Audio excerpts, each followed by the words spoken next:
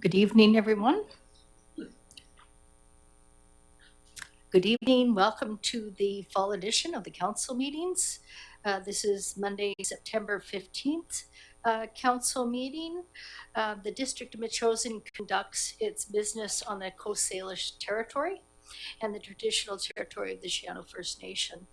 The District of Metchosin is mindful and works to be increasingly careful with its commitment to a more inclusive governance with our neighbors. And I'd like to acknowledge our neighboring First Nation governments with whom we are committed to building stronger relationships, the Siano First Nation and the Sook First Nation. So council, before you, we have the agenda for the meeting. We have a number of supplementary agenda items, so we'll add those to 11E to J. Councillor Shukin. And Mayor Little, I would like to present a notice of motion at the end of the meeting. And so we will add the notice of motion to the end of the discussion. Question period will be 15 and notice of motion will be number 14. Okay. With that, I'll take a motion to adopt the agenda as amended. So moved. Moved by Councillor Gray, seconded by Councillor Donaldson. All in favor? Opposed? Carried. Great. And we're delighted to have a presentation this evening. We have a presentation on Metchosin disaster risk reduction and climate adaptation. This is a presentation by Chad Pacholik from Logic Lead Consulting. Welcome, Chad. This is on page 125 of your agenda package as well, if you want to follow along. Thank you, Mayor. Time to speak just sort of like that for the rest of you. So this is an update on the. Sorry, thank you. This is an update on the ongoing project. If you want to go to the next slide. It is led by the emergency program. It was funded through the UBCM for the project. Next slide. I'll flip through the first few pretty quick. Just a reminder that the project components, there were 4 main pieces of the project itself. I'll spend most of the time talking about the risk assessment, community risk assessment tonight. There are some strategies that will fall out from that assessment and the findings thereof. There was a component around community engagement. Really, it's the education that is what we found. There is also slated some time for review against the new Emergency and Disaster Management Act. That has been, we haven't started that yet, in part because we're waiting for the regulations, and those aren't out yet. So those are the 4 components of the project itself. Next slide. So the risk assessment, I would describe this as a kind of a level 2, the middle of the road, not in terms of quality, but in terms of depth. So level 1 is just kind of folks sitting around a table discussing and trying to figure out what they figure the risks are. What we've done is we've dug deeper. We've looked into the data, we've compared that, we've done the analysis, but it isn't a full engineering study of a particular hazard and a particular location. This may help inform some of those further studies, but it's more of a fully rounded assessment of the overall community risk. Next slide. On the right-hand side is the kind of an abbreviated table of contents of what's in the assessment itself. So the beginning, obviously, a bunch of the background into the assessment. When we get into, I'll go to the next slide, the hazards and the drivers of risk is where a lot of the data and the analysis happens for the District of Metchosin and isn't necessarily the background at that point. Next slides.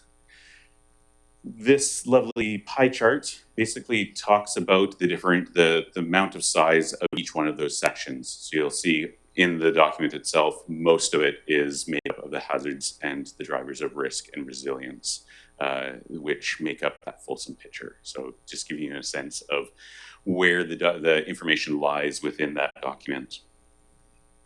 Next slide. Just really quickly, some of the context and the trends that we captured.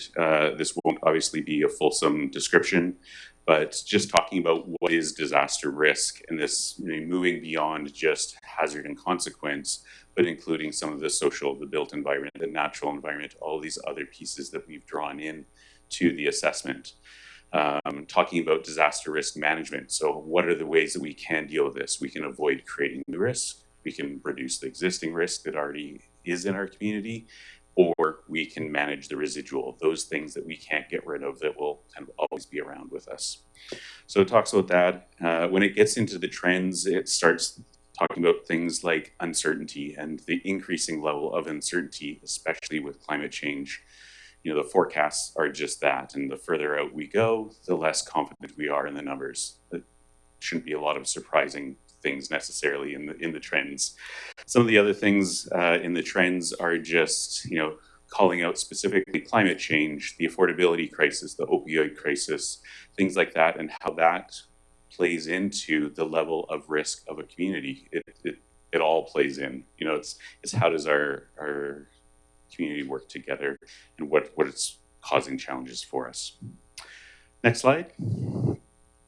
In terms of when we get into talking about the hazards, just there were kind of three broad categories of sources that we use. So we did dive into some local knowledge and pulling information and had some workshops where we had both staff and some community members that gave us local knowledge.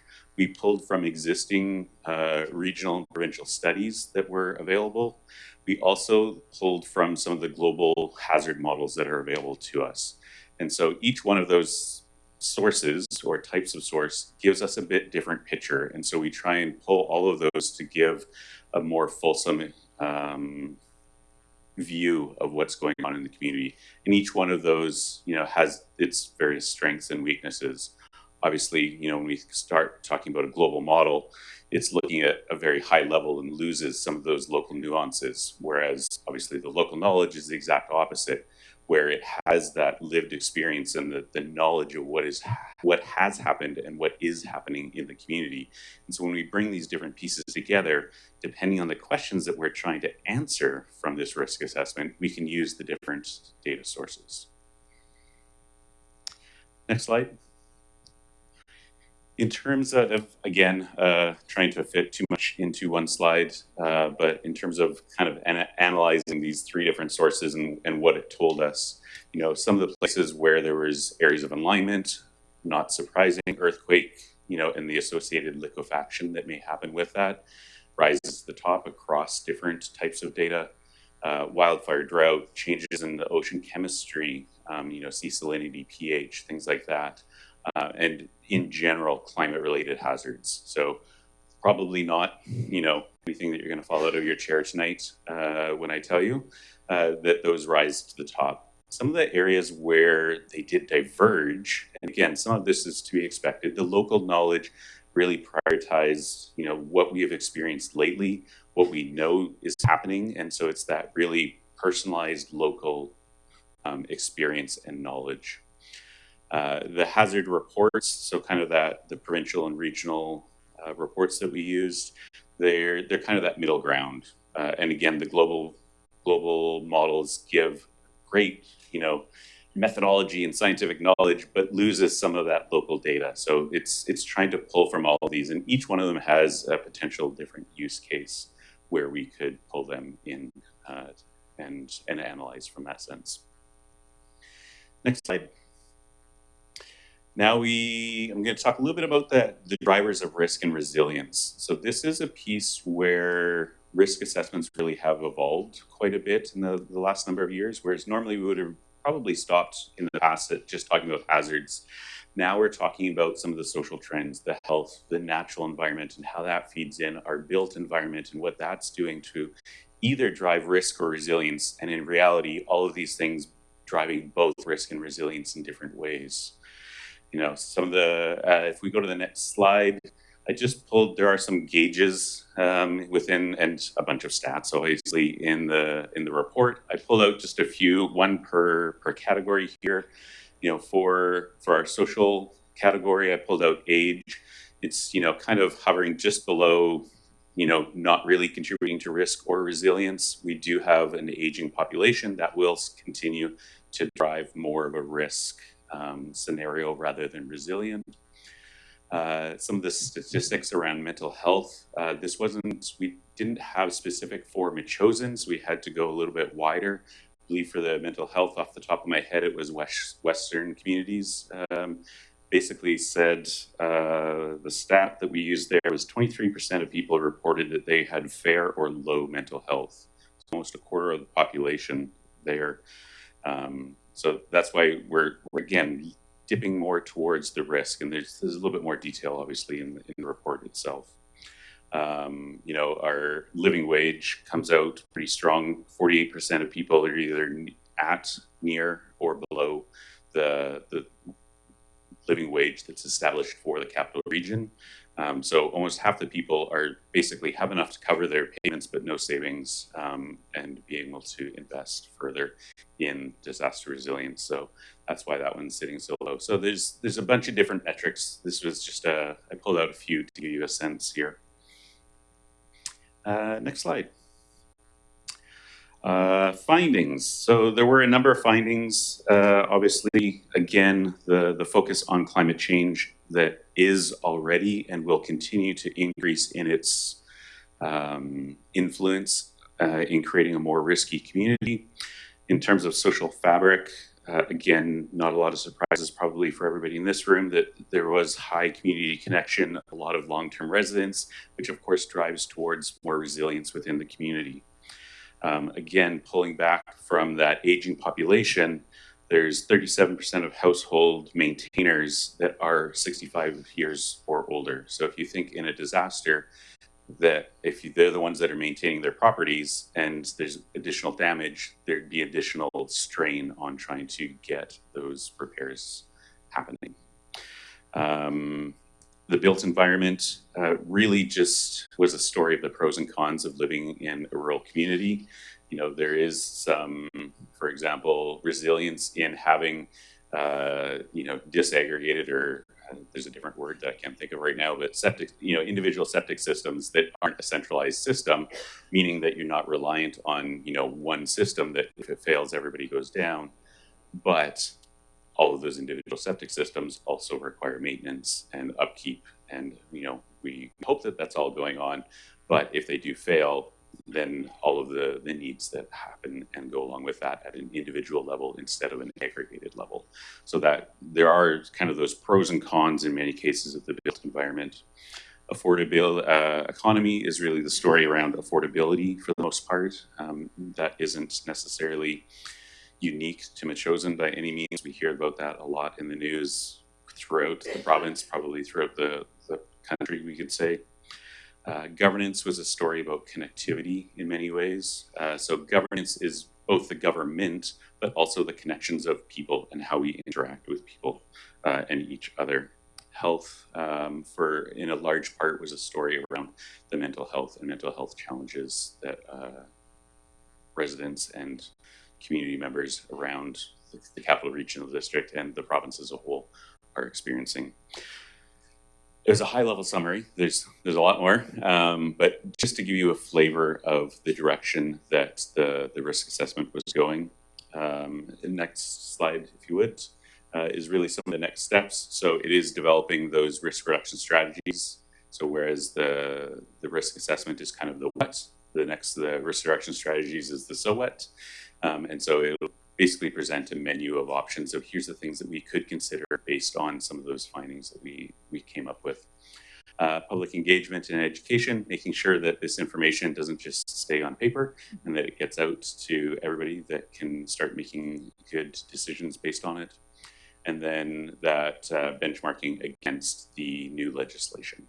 So those are pieces that will still be coming forth. I think that's as quick as I can make that. Okay, thank you very much, Chad. Thank you. And of course, any questions that you guys have that I can try and clarify. Yeah, okay. Council, do you have any questions for Chad? Thank you for your presentation. Councillor Shukin. So, Mr. Patrick, thank you very much for this and the work and continuing work. One thing I just want to start with is a big thanks to our fire chief and all the pod leaders as well, because they've been thinking about disaster management preparedness for a long time. One funny story, one of the pod leaders was asked, "What does POD stand for?" And the response was, "It's short for prepare or die." That's maybe a little too dramatic, but anyways.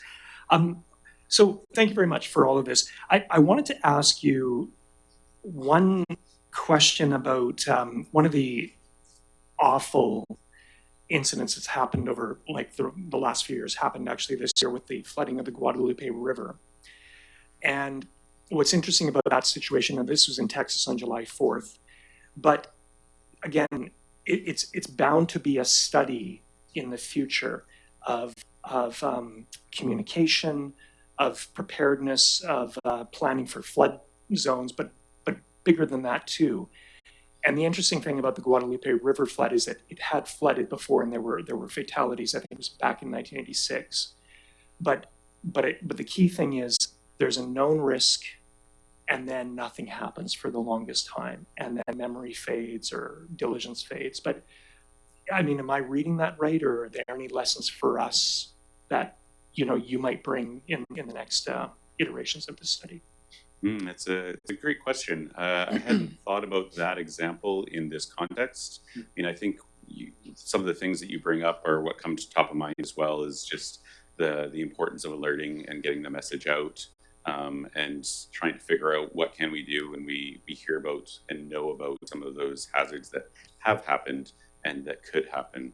I mean, the new legislation, don't quote me on this, but speaks to planning for all reasonably known hazards, I think is the language in the new legislation. So we did try and take a pretty broad view of what are the different hazards that could happen. And that's part of the reason why we brought in the global models as well, just to get their perspective on, where do we stand in some of those things. One of the things that I would say is, in terms of, this document as it stands, it in many ways is a base to what can be used for planning, whether that is in the emergency program or planning or across the whole organization. Hopefully, is that we can learn and apply some of these things. That'll come out in part through the strategies. The other thing that I would say is, we couldn't go through every hazard known to man kind of thing. I think the UN, again, don't quote me, is somewhere around 237 defined hazards. We did not look at 237, but we tried to prioritize those that would be more reasonably expected to happen here. And in many cases grouped, a lot of the diseases got grouped into kind of health. And so the reason I bring that up is it would be great if this doesn't just become a static document, that over time it gets built upon. Look at some more of those hazards and try and figure out, did we miss something that should have been looked at in a little bit more detail? And so you build out that library. There are a number, I think off the top of my head, I can't remember, there are a number of hazard profiles within there. And so building out that library of hazard profiles and just trying to make sure that we continue to learn. The last thing that I would say in response to that question is that risk is always going to be dynamic. It is a marker in time. And as people move, as situations change, whether that's, an individual's economic situation, whether that's their living conditions, the number of people living in their house, and then aggregate that for the whole community, our level of risk is always shifting in different ways. So just being aware of that. Hopefully this is one step to creating a culture that thinks about risk assessment in everything that we do. Obviously, I have a perspective on that, but it is, I think, our new reality in many ways with climate change, is that we do have to consider this more than we used to. I answered that kind of in a roundabout, so I talked around it, not directly, but I hear your question. Anybody else wish to ask any questions? Go ahead. Thanks, through the chair.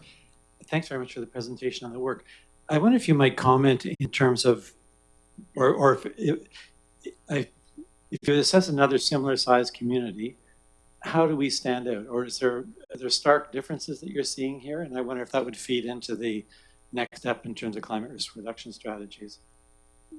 Yeah, sorry, is that, I don't, there wasn't any big surprises that I came out of here and went, wow, I didn't expect that with Metchosin. I mean, I think if you were to compare it to a similar sized community of the similar, of a rural nature next, like similar to similar, I don't know that you'd see too much differences. Just going through some of the metrics in my head to see if there were any that really stood out as different. I'd have to put a little thought into that. Yeah, and that would be perhaps in the community profile, I suppose. To make sure. Yeah, I mean, the community Residents profile and- tries to tell the story of what makes up the community, and then the drivers of risk and resilience tell the story of how do those things influence and drive us towards which direction do they drive us towards.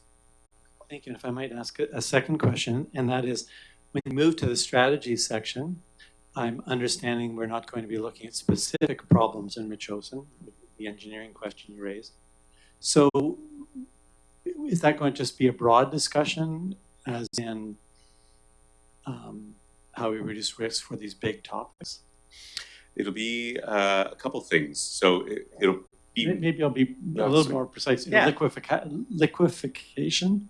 Yeah. Is that likely to happen in Metchosin? Is that our soil type here, that kind of thing? there are is it? very small areas that are susceptible to liquefaction in Metchosin. It's the low-lying unconsolidated soils in general that would be it, if we're thinking about liquefaction in itself.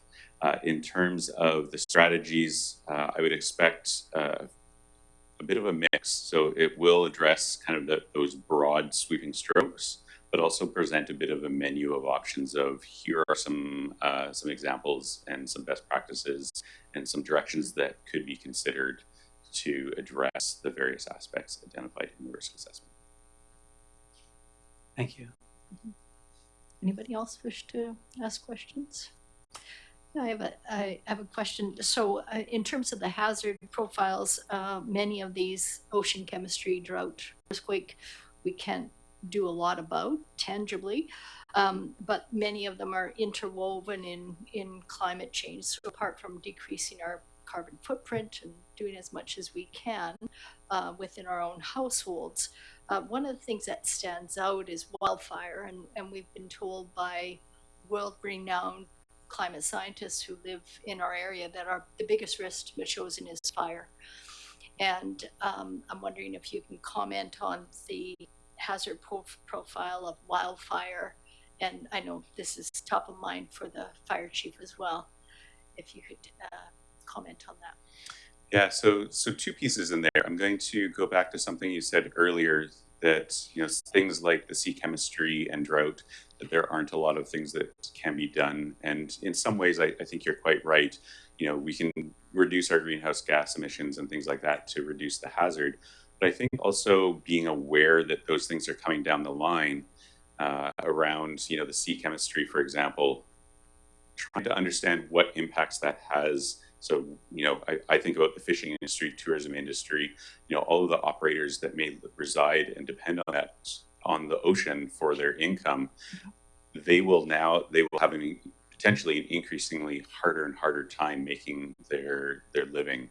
So what does that mean for the economic development side of Metchosin? And so it's maybe we don't have the direct control. We can influence and advocate in many different ways, but the things that we can control are some of those secondary down the road impacts if those things do when those do transpire. The direct question that you asked was around wildfire, and I think yes, we live in forests. There are forests around us. I think traditionally there has been a lot of confidence in lowering our risk because of the influence of the humidity and the ocean and such. The wildfire year being what it was on the island, mid-island in particular, we saw that is changing. And so I think our risk, living in a forest, there's always a risk. with climate change, and especially our summers becoming hotter and drier, is increasing those risks. I've heard anecdotally from some of the mid-island fires that the trees that were live and standing were drier than what comes out of kiln-dried lumber. So we do have stands on the island that are getting quite dry and become very volatile. So wildfire, I mean, it was included in kind of that top list in the hazard profiles, and that's for a reason. It is something that I think will continue to gather our attention on the island as we go through the years and increasing climate change. Okay. Any other questions, Council? If not, thank you very much for your presentation. Thank you very much.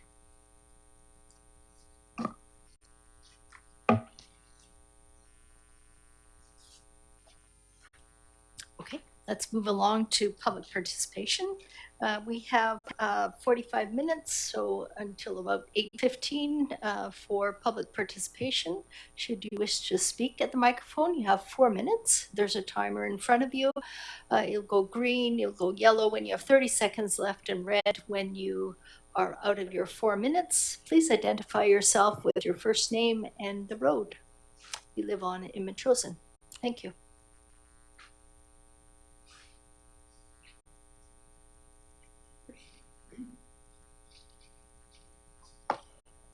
I have comments on 2 agenda items, agenda item 11B and agenda item 13A. I'd like to draw the attention of the Mayor and Council to the Metchosin Learning Group letter dated July 9th, requesting implementation of recommendations for local governments by the Truth and Reconciliation Commission. 2 of the most important recommendations for municipal governments were to adopt the UN Declaration on the Rights of Indigenous Peoples, UNDRIP, and secondly, to train council and staff on First Nations history to provide a firmer basis for constructive engagements and educated engagements with our First Nations neighbors. It'd be too much to expect council to make final decisions on these items tonight. You have other things on the agenda as well. But tonight's meeting could and should decide that detailed proposals will be put forward for discussion and decision at the next council meeting. And in the meantime, flowery speeches don't really hack it. We have to get down to action on this reconciliation business. On agenda item 13A, the councillors note part of it. I would ask you, please, read this document carefully as if you were not previously acquainted with Metchosin. An objective view from Mars or from Victoria or wherever. And on reading that, what would you think? And what advice would you give Metchosin on how to proceed? Thank you. Thank you. Frank Mitchell on Whiddy Beach Road.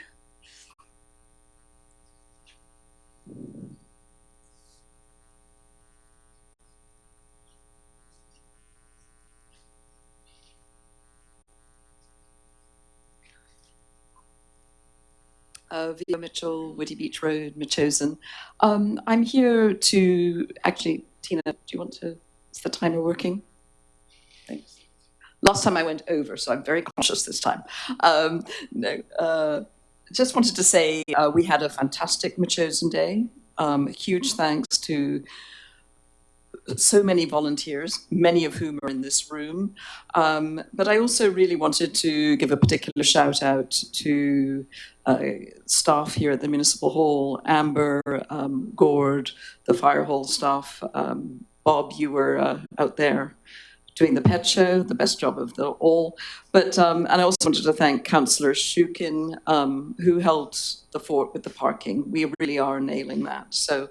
But I just really wanted to say once again, Metchosin Day came together because of the incredible volunteers we have and it was a great day. There's always things to improve. We're looking for feedback. The committee will be meeting this week. We'll have a meeting with the user group. We're going to find ways to accumulate more feedback. We've got some preliminary financial statements. We will come back to council in probably mid-October with some more financial. We're going to be in the red, as we predicted we would be. Costs have gone up significantly. While we have cut the costs of running Machosen Day from 25,000 to more like 17, 18, we don't have as many fundraising sources, and we're not really set up to do fundraising. We do want to really express our gratitude to the Machosen Producers Association, who've taken us under their wing, who allowed us to use their square and all sorts of other things. But we will have some choices to make in 2026 about what we want and how we want to engage, and we'll come back to you with that. But in the meantime, I just wanted to say a big thanks to everyone. It was a great day, a fun day, and we will continue. Thanks. Thank you. Yeah, Councillor Shukin. Sorry, Mayor Little, I hate to interrupt, but I did want to pass out a big thanks to VO as well, because her job is running the whole thing, and associated with that is thanking everybody. But I think she deserves a big thanks as well. We're tremendously. Yeah.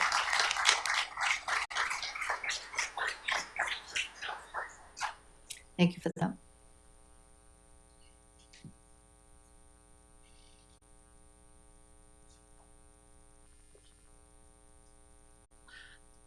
Good evening, Mayor and Council. My name is Peter Grant. I've been a Colwood resident since 2017. I had the good fortune to move to Vancouver Island from abroad. I've been a motorcyclist since the age of 12. I'm proud to be a member and inducted into the Canadian Motorcycle Hall of Fame in 2013. After a lengthy career in the golf industry, I now work part-time locally at the Olympic View Golf Club. And in my spare time, I continue to support the passion that has shaped my life, which is motorcycling. I've been a member of the Victoria Motorcycle Club for 12 years since moving to the South Vancouver Island region. The Victoria Motorcycle Club, or VMC, has a remarkable history. It was founded in 1912, which makes it one of the oldest continuously operated motorcycle sporting clubs in all of Canada. Registered under the BC Societies Act in 1947 when that became an act. It has always promoted motorcycling as a healthy and family-oriented activity. VMC members ride both on and off-road motorcycles, recreationally and in competition in a broad range of disciplines: enduro, trials, hill climb, motocross, and much more. Since 1962, the club has owned 172 acres in Machosen, which is operated as a recreational off-road cycle park. The property's significant tree canopy provides for wildlife habitat, supports Machosen's rural character, and serves as a carbon sink, helping with climate resilience. For decades, the VMC has also stewarded 5,000 acres of crown land, creating new trail networks for motorcycles and ATVs. Today, our focus has been back to our Happy Valley property. It's focused on caring for that property. Tonight, there's a number of members of the Victoria Motorcycle Club in attendance. I'd like you just to raise your hands and identify yourself. All Machosen residents, members of the Victoria Motorcycle Club, range from Machosen to the Greater Victoria area and abroad, even some from Alberta, Saskatchewan, and Eastern Canada. The club's achievements are recognized both nationally and internationally. The club was inducted into the Canadian Motorcycle Hall of Fame in 2010, and also the Greater Victoria Sports Hall of Fame in 2019. Over more than a century, the VMC has produced many national champions and international medalists in competitions across many disciplines. That tradition continues today. In fact, as we meet here this evening, 2 Victoria Motorcycle Club members, including Machosen resident Brandon Volk, are in Italy, representing Canada at the Trials des Nations, which is a highly respected international worldwide championship for, again, trials motorcycle competition. In 2024, the club also proudly hosted the National Trials Championship event at our property in Metchosin. This was an all-Canada, across Canada national championship, drawing riders from across North America, US and Canada. So you have about 30 seconds left, Peter. Thank you. The VMT has strong community support. We have connected to the community. Members ride in the Victoria Day Parade in Victoria. We support the 14th Troop of the Juan de Fuca Scouting Group through concessions, fundraising, and providing honorariums to the Metchosin Firefighter Society for assistance they provide with first aid at our hill climb event. The property is regularly used as well for training by the Metchosin Search and Rescue and the Metchosin Fire Department, along with other regional departments. We sponsor various charities as well. As a good neighbor, we also voluntarily close the majority of our property to all motorized activity during those fire ban periods.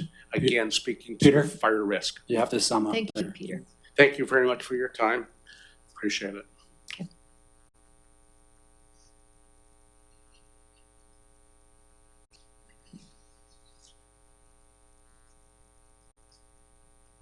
Do I have to push the button?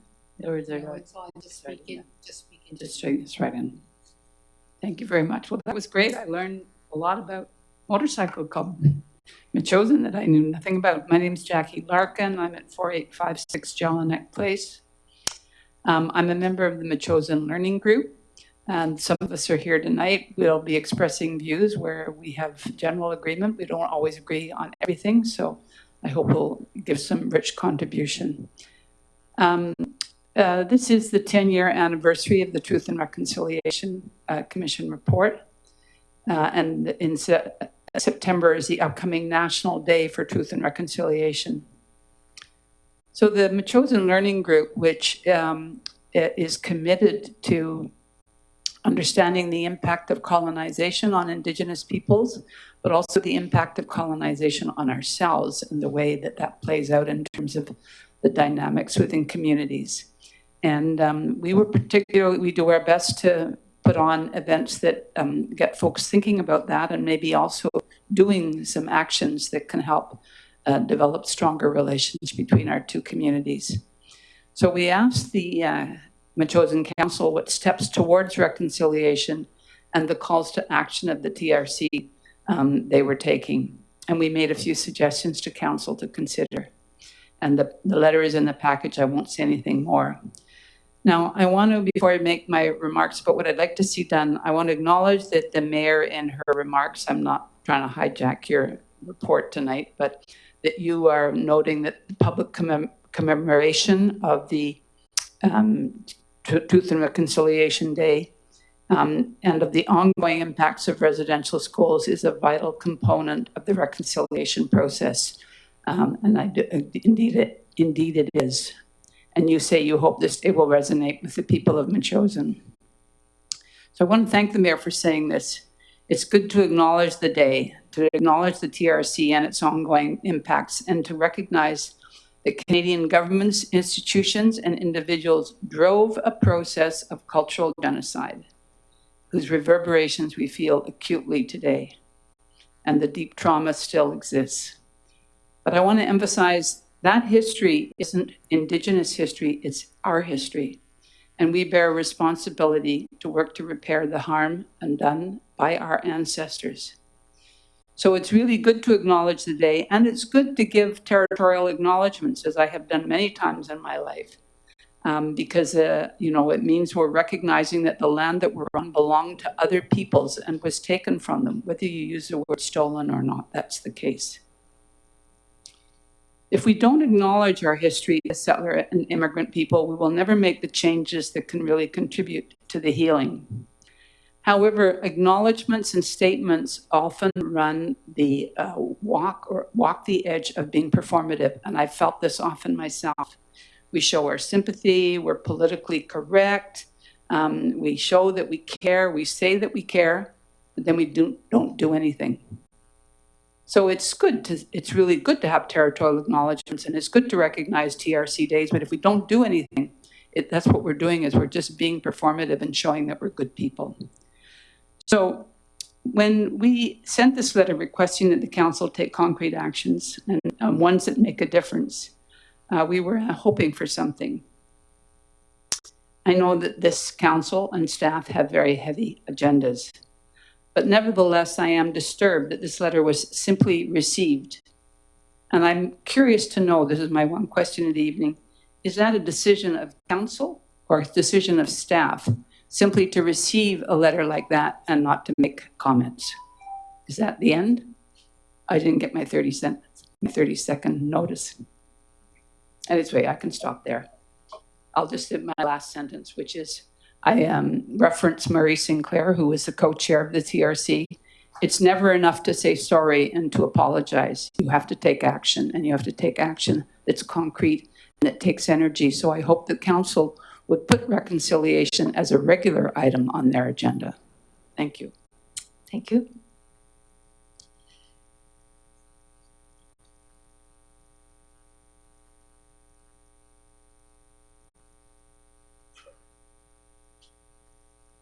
I'm Mike Manhas at 1219 Yield Road. I'm here to address 10B of the Forge. As many of you know, mental health and addictions are plaguing our society. It is an epidemic. We're losing about 20 people a day, 7 just here in British Columbia.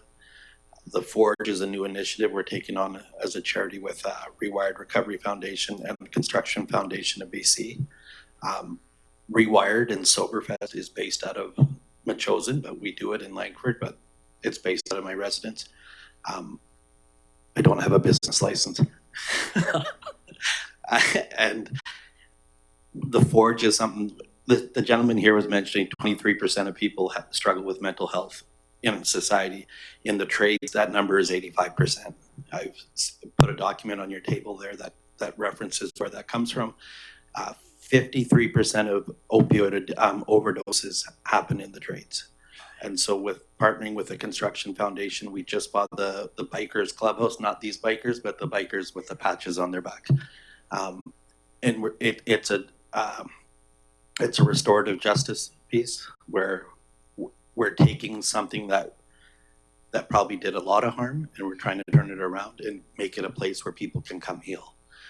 We bought the building outright, and now we need to do $500,000 in renovations. So my role with the Construction Foundation of BC is the Director of Philanthropy. You've got a letter from Mayor Goodmanson, who put out a challenge to all municipalities, and the West Shore developers put a challenge out to all construction companies to help raise this money. And if we're going to help the people that are struggling, we're going to have to help them ourselves. We're not going to go look.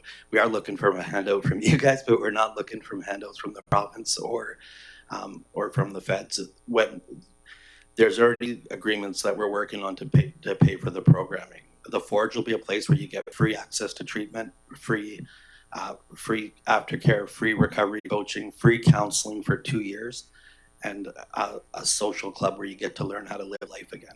The biggest problem we have with addictions right now is if you have no money, you get a treatment bed. If you have money, you can buy a treatment bed. If you're in the middle, they're telling you to go mortgage your house, sell your car, leave your job, figure it out on your own. We're trying to solve that. And the other piece to addiction is we send them to treatment, and then we put them back in the exact same place that we started in and say, now figure it out. And if you can't, then you are doing something wrong.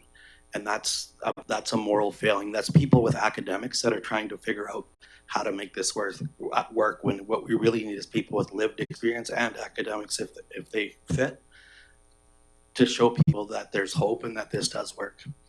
And so the Forge is that, like, it's a place where we're gonna come, and that social club will give people a chance to learn how to live life again. One of the biggest problems I had, I'm in long-term recovery myself, is when I got clean, it was like, now what do I do? My life's over. What am I supposed to do?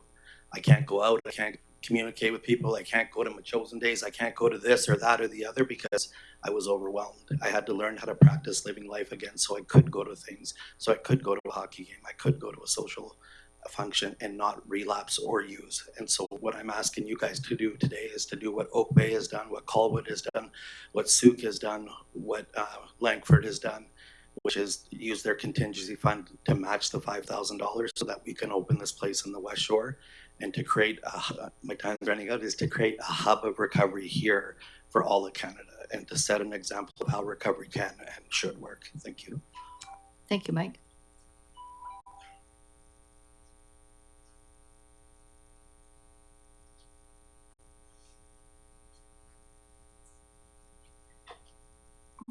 Wow. Nicole Shukin, Laban Road resident. I want to speak first as a member of the Metchosin Learning Group, and I want to thank the Mayor for recognizing National Truth and Reconciliation Day in her Mayor's report. The Learning Group, as has been mentioned, sent a letter suggesting a few reconciliation actions that could be taken, including formal recognition. But further to that, I wonder if it might make sense to turn the act of formal recognition into policy or bake it into policy so that it isn't just dependent upon the goodwill of the mayor and council of the day. How that recognition is offered could be left creatively open for future councils, unless this one envisions a ceremony to mark the day that it would like to see repeated in future years. And speaking now for myself, not as a member of the Metchosin Learning Group, I'd say that there's an immediate opportunity before council to seriously walk the talk of reconciliation, and it's around a new fire hall. Chief Chips and Chiano Councillor Tracy Pateman attended one of the special council meetings on the fire hall this summer, and it was powerful to hear Chief Chips describe the vital stake that Chiano community members have in a modern post-disaster fire hall. He conveyed Chianu's high regard for Metchosin's fire chief, firefighters, and first responders who are intimately involved in life and death experiences of many Chianu members. Metchosin firefighters are essential frontline workers in more than one sense. They are the ones forging real relationships of respect, trust, and care between our communities. Yet, our fire department has been housed in subpar buildings for decades. So I see material and social support for a post-disaster firehouse as, among other things, action on reconciliation. Finally, I support another agenda item, which is the idea of a procedural roadmap for moving ahead in the fire hall process. But the proposed roadmap on this evening's agenda has some blind spots. One key blind spot is its failure to account for Council's 2023 declaration on the climate emergency and biodiversity crisis. The roadmap notes that, quote, Council policy is not to go into debt except in an emergency situation. However, it fails to add that Council declared an emergency in 2023 in a declaration that is keenly relevant to any roadmap for a new fire hall. And I think the declaration is certainly more far-seeing and ethically expansive than the no debt policy. Being debt-free shouldn't be rigid doctrine in a time of planetary urgency. So the proposed roadmap for a fire hall process, I think, is too narrowly focused on fiscal project risks, which aren't placed in the context of broader resolutions, policies, and recommendations around climate risk reduction, such as those in the 2023 declaration and in Metchosin's 2023 to 2028 climate action plan. The community assessment report that flowed from the presentation on disaster risk this evening states that climate change is the dominant driver in an intensifying risk landscape. And the report urges decision makers to, quote, act sooner rather than later, despite uncertainty and limited data. And I agree with that. Thank you. Thank you.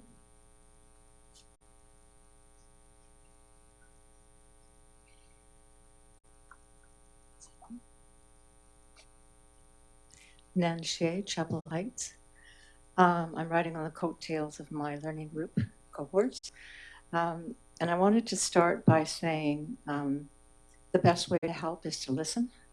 And I think this council has done that to a certain extent. I've seen surveys that come about, and I would like to make some other suggestions in regards specifically to this subject of the Truth and Reconciliation and how to take action.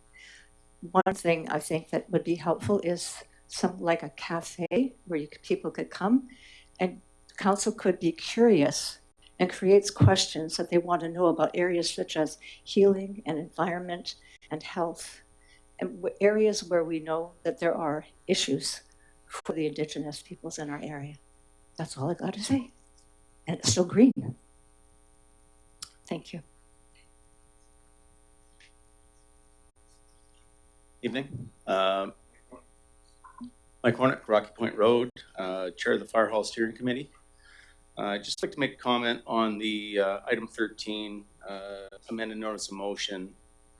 A couple points in there that don't quite make a lot of sense to me, which is the JDA proposal. There's quite literally a roadmap, step by step, of all the steps to be taken in that feasibility study, which is nearing completion. There's a few steps left.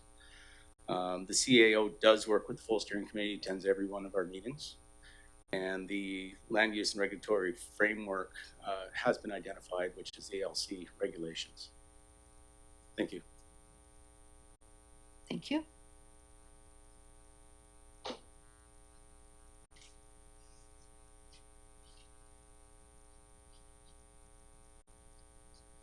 Good evening, Mayor, Council, and staff. Kiara Kahakawila, Perry Crossroad. Three things to talk about tonight. First is in regards to the financial implications and the long-term effects of borrowing in general. In Metchosin, we have limited amounts of ability to raise funds. And when you're taking a look at our properties and the residences who live in them, quite a few of them are low-income homes. Quite a few of them are people who have who are on fixed incomes. Tonight, actually, your report, presentator on the risk reduction, he did in fact talk about the number of households in Metchosin that are at or below the living wage poverty line. He also did talk about the fact that the number of properties that are owned and or maintained by people that are in their senior years in life, and what that actually looks like for them in regards to property management. So that's one thing to consider in regards to the effects of long-term borrowing and what you're doing in regards to the fire hall and any other instances where borrowing needs to take place. The other item in regards to what's happening with the proposed fire hall is the removal or the request to remove this property from the Agricultural Land Reserve to the Agricultural Land Commission. I have to ask why. And there's a couple of reasons for that why. If you take a look at the CAO's report, which I'm sure you have, option 2, which really should be option 1, to be perfectly honest, if you take a look at Metchosin's identity, but option 2 is more in line with our identity as rural stewards within the CRD. It's more in line with the residents who over the last 40 years have believed in what this community is and what it could be in the future for them and for their children. Also, if you're talking about the issues of climate action, why would you remove an entire property, which is filled mostly with green space, from the Agricultural Land Reserve when you're talking about the fact that you've adopted the resolution for the climate emergency, you've done your planning, you've done your studies in regards to climate action? Why would you be an example of what not to do with climate action when it comes to our own property here in Metchosin?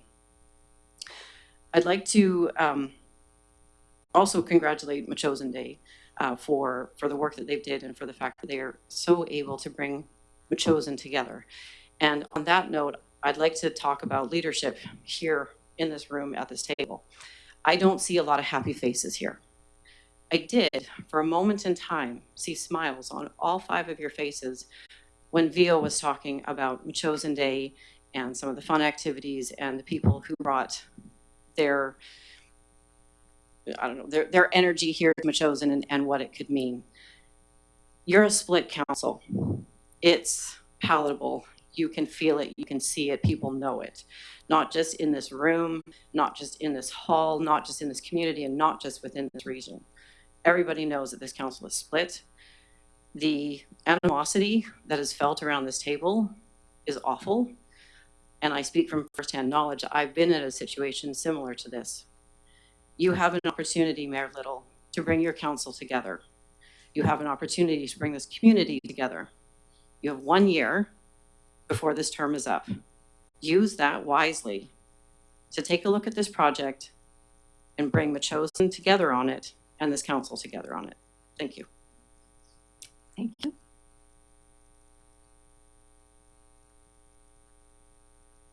Does anybody else wish to speak this evening? Okay, thank you very much. Patty, could you turn the microphone up? Thank you.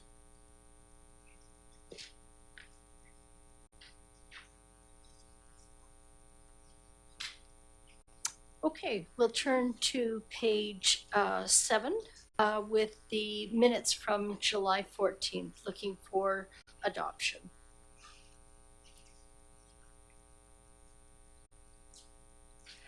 Moved by Councillor Donaldson, seconded by Councillor Schicken. Comments? All in favor? Opposed? Carried. And then we have the minutes from the August 20th meeting for adoption. Moved by Councillor Gray, seconded by Councillor Epp. All in favor? Opposed? Carried. Thank you. Okay, just moving along to the receipt of the minutes. There's no minutes to receive. To my mayor's report, just very briefly, we've got a large package. There was a change of command at the HMC dockyard, and I would like to congratulate Rear Admiral David Patchell. It was really an interesting event, the change of command, and I was delighted to attend. Of course, I would like to congratulate all the volunteers of Metchosin for their exceptional community event on September 7th. The fun was had by all, so thank you. And then regarding the National Day for Truth and Reconciliation, I do want to acknowledge that Tuesday, September 30th is our National Day for Truth and Reconciliation. This is a day that acknowledges that so many Indigenous kids never returned home from Canada's residential school system, and that survivors and their families and their communities bear this tragic and painful history. Public commemoration and of the ongoing impacts of residential school is a vital component of the reconciliation process. I hope this day will resonate with the people of Metchosin, as our community lies within the boundaries and are within the traditional territory of the Sienna First Nation, as well as the Zook First Nation. Although this day is one of somber reflection, it should also be a day that all Canadians can affirm the resilience and resurgence of the Indigenous peoples in North America. In this region, we are witnessing a historic era as both the process towards a modern-day treaty continues. With the Sienna First Nation, we've seen the community take a major step in the consideration of the Maryhill Tribal Park as part of the treaty process. The community has also been involved in an increasing range of business ventures and endeavors. For example, their partnership with the West Coast Marine Response, which we celebrated last Wednesday with their open house, and their involvement with the Center Mountain Business Park. September is also notable as it's the first month of the new school term. I want to thank Chief Russ Chips for his involvement with the school district 62 as a trustee and his commitment to the sound education for all. Likewise, I want to acknowledge Councillor Tracy Pateman and Councillor Shiva Sawyer for their involvement and their commitment to Sienna First Nations and their commitment to us for continued engagement. I'll close with a quote from the late Murray Sinclair, who was the Commissioner of the Canada's Truth and Reconciliation Commission. And Murray Sinclair said, "When I was chairing the TRC, I realized that getting to the truth was hard, but getting to the reconciliation was going to be harder. We are not only calling for people to understand the truth and accept it, we're also calling on people to recognize that there came with it, the benefits and the privileges that are now bestowed upon the settler population that were bestowed at great cost to the Indigenous peoples. I will add, end quote, but I will add that later in this evening, we'll be discussing how the district can better address some of the calls to action from the Truth and Reconciliation Commission. For now, I would like to ask members of this community to find time on September 30th to reflect on the deeper meaning of the day and consider how they will take steps towards deeper reconciliation with the Indigenous peoples of this land. Okay, so that concludes my mayor's report. And we have on page 23 a report to council from our planner, Ms. Tara Johnson. If I can ask Ms. Johnson to come to the microphone. Thank you.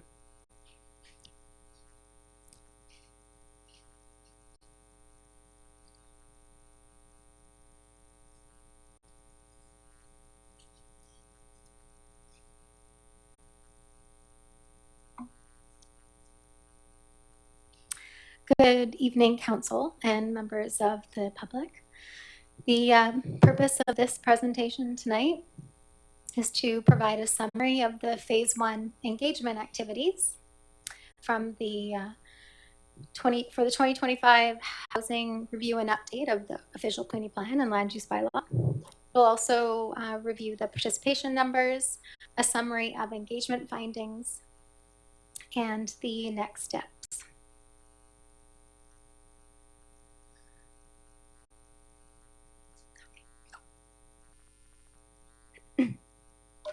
Just a brief recap on the reason why the district is doing a housing review and update of the OCP and the land use bylaw. To meet new provincial requirements, OCPs are now required to include enough land use capacity for 20 years of housing needs and to include statutory housing policies addressing 7 classes of housing need. And the province requires review and update, this update to be completed by the end of this year. Metchosen's interim housing needs report anticipates that 852 new housing units will be needed over the next 20 years. As per the district's housing capacity analysis that was presented at the end of June, the current land use and zoning capacities in Metchosen do not need to change to accommodate the anticipated growth.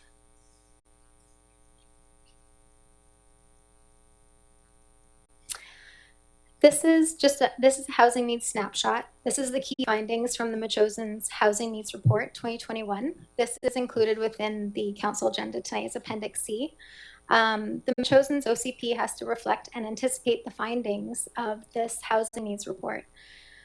In Metchosen, locals over 65 years old represent the largest age group, followed by those aged 55 to 64.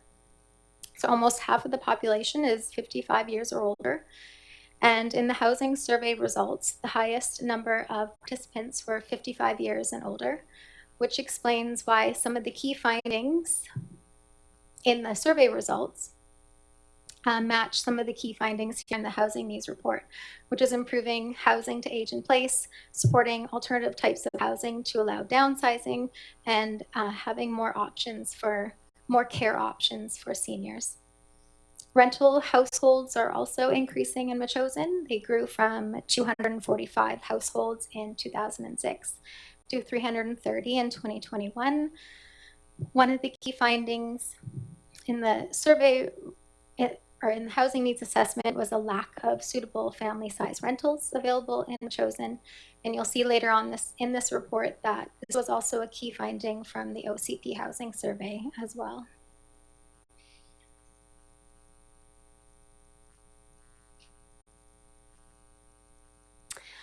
Phase 1 of the community engagement that took place between July 3rd and September 8th and is now complete. The housing survey closed at noon on the 8th. Thank you to everyone who participated. We received 371 survey responses. The What We Heard report on the agenda tonight summarizes the engagement activities. We had 3 community drop-in events and about 48 people attended these events. And we had the housing survey, and as well as residents were able to reach out to myself at the district for questions. The purpose of the phase 1 engagement was to better understand current and future housing needs, to learn if existing housing policies and regulations are sufficient, or to learn if the district needs to make some changes, even small ones, that can support housing options that align and reflect Metchosen's housing needs, but also Metchosen's rural values and vision. Explaining new provincial housing legislation and why this housing update had to happen also was a key purpose of the engagement.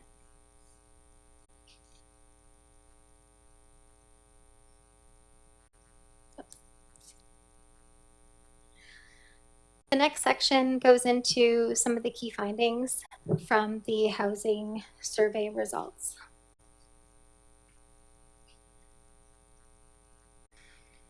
Expanding the regulatory options around suites and detached secondary suites was a key finding.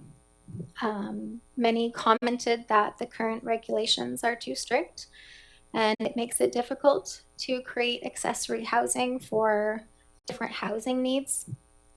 Some comments noted that the strict regulations is one of the reasons why there are so many illegal suites in the district. And should some of the regulations be relaxed, legalizing suites and how to do that could be explored.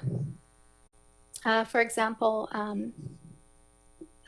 some comments noted that there's suites out there that are bigger than the current allowable size. And then there's a lot of suites out there that are combined with an accessory building. Some comments would express that they would like to see 2 accessory suites permitted on larger rural lots. And this is, some mentioned this would align with the Agricultural Land Commission on agricultural land reserve lands, as they allow a municipality to choose to have a principal dwelling with a secondary suite as well as a detached secondary suite. And just note, another comment also noted that the province also supports 1 secondary suite and 1 detached suite in rural areas, provided that the lot is 1 hectare or more. The district's housing needs report finds that there is a growing need for rental housing with 2+ bedrooms, a need to support housing for aging in place and to support housing for persons with disabilities. And all 3 of these housing needs could benefit from expanding suite options.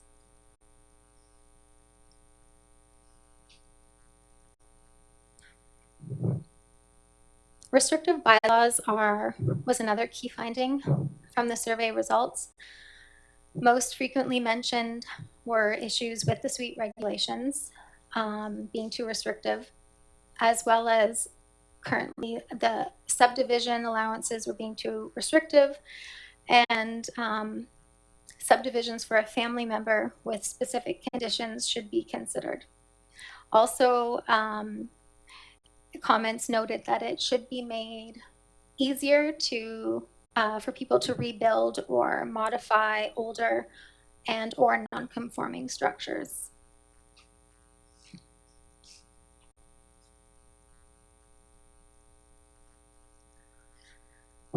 Support for multi-generational living was another key finding. Many families want to house adult children, especially in BC's high cost market. They would like to support aging parents in suites or detached suites, and they would like to downsize while staying in the community. But they're finding bylaws are too restrictive to support multi-generational living.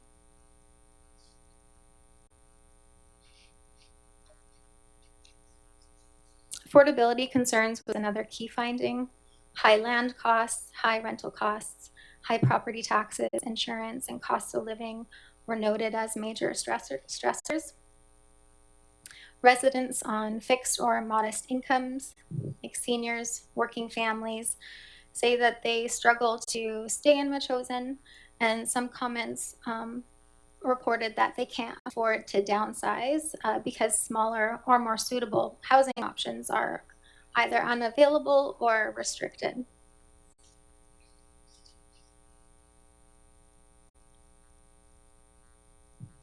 Housing flexibility was another key finding. There was lots of ideas and comments that were presented on this one. Generally, there is an appetite to explore more housing options that could fit within a rural unserviced community. Exploring tiny homes was one of the options. It was a very popular comment, actually, as is having more housing options for seniors to age in place, having suite regulations to allow carriage houses, having senior independent living or care housing in the village core. And someone had mentioned an Abbeyfield house model as a way to fit in with the rural village, which I thought was interesting. I had to look it up. But Abbeyfield concept is, it's like a community care facility, but it's not. It's a one large house that has a common kitchen and common grounds, and there's generally 10 to 12 rooms that are for independent seniors, and it operates under the residential tenancy branch. And it is similar to a community care facility, but it's larger, and it provides downsize options for seniors to age in their community. And there's quite a few of them in BC. They're not perfect, but they're filling a need for independent living.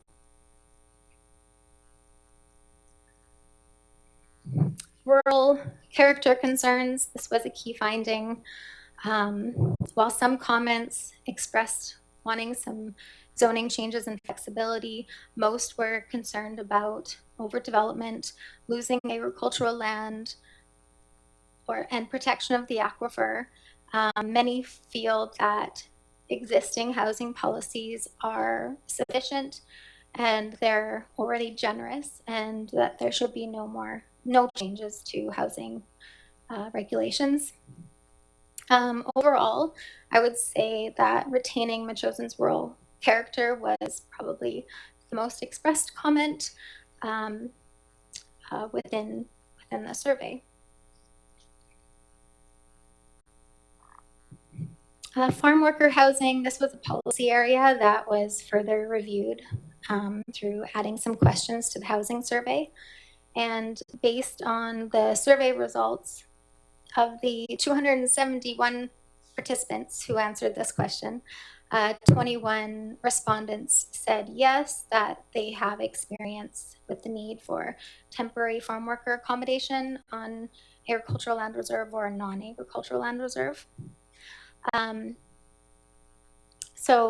Council, they could consider having staff explore more policy options if they would like. Currently, housing densities are 2 per lot, a principal and an accessory, with no options for any more, even if it is for farm worker housing. To have a third housing unit for farm worker housing, at this time, how the regulations are, an OCP amendment and a zoning amendment would be necessary. Options that could be explored would be to look at temporary use permits with specific conditions, such as farm plate criteria. The district could also consider aligning housing densities with the Agricultural Land Commission allowances on ALR land. So there's a few options if council wishes to explore this one a bit more.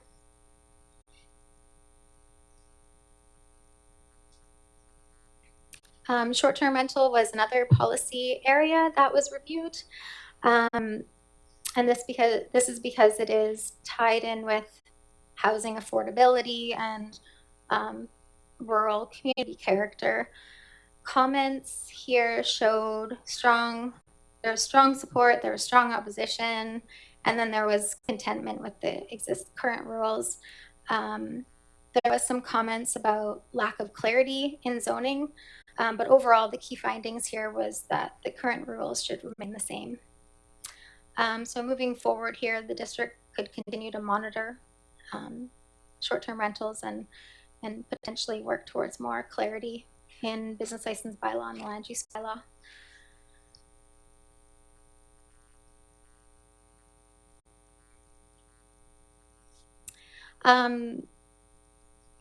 The next phase of the project after tonight, following council direction, is phase 2, and this is the phase where draft housing revisions and draft housing policy options are prepared to respond to the provincial legislative requirements, to the key findings in the phase 1 community engagement, and from direction from council. The draft revisions and draft housing policy options would be presented to council in early October for feedback and direction. And then we have an open house scheduled for the public on October 16th here at Municipal Hall between 4 and 8 for the public to review draft housing policy options, ask questions, and provide feedback.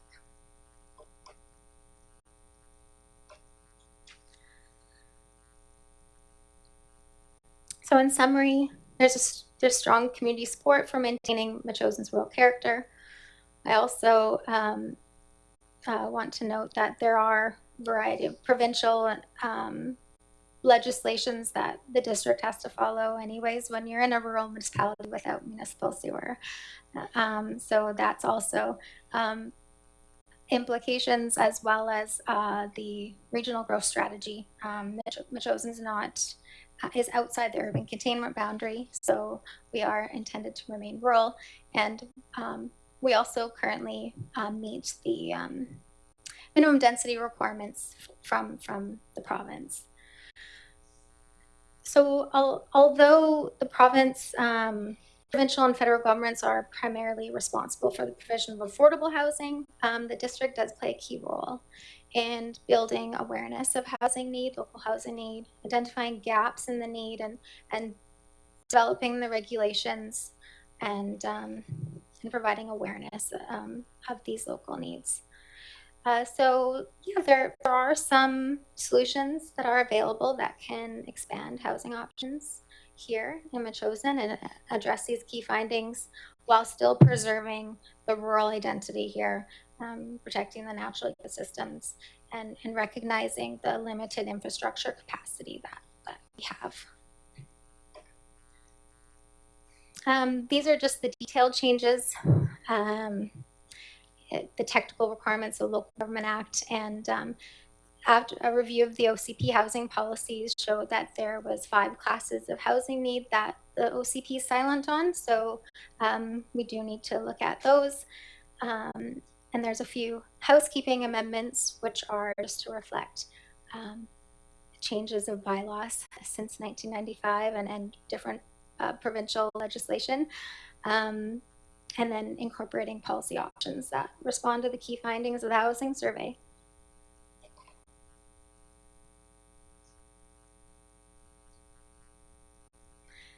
So yeah, here's the recommendation for tonight. That council received the what we heard report. Direct staff to report back with housing policy options that are responding to the findings of the housing survey as part of the next step of drafting changes, and just to direct staff to proceed with drafting the changes as the next steps. That concludes my presentation. Thank you. Thank you very much, and thank you for all your work. I know this has been a mammoth task. Before we go to the recommendation, does any of council members have any questions for Ms. Johnson? Councillor Craig. Yes, through the chair, just in terms of these, this recommendation here, the final one, A, B, C, direct staff to proceed with drafting changes. Are you looking for the council's commitment to that this evening, but the changes won't be clear until after the open house?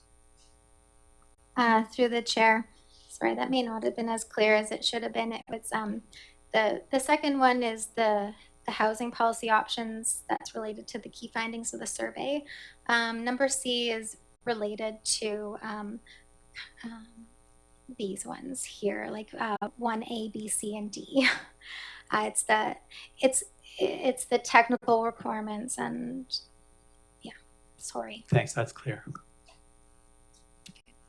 Councillor Shukin. Just through you, Mayor Little, just wanted to pass on a thanks to Ms. Johnson for all the work, and especially because there is a timeline by the end of this year, and there's a number of steps that we have to take. So thank you very much for that.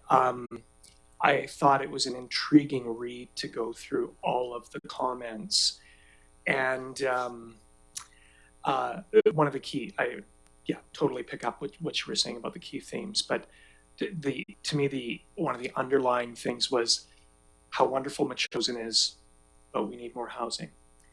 And so I'm very much looking forward to how you're going to balance that, mostly the requirements there, but also the need to preserve the character that we've enjoyed.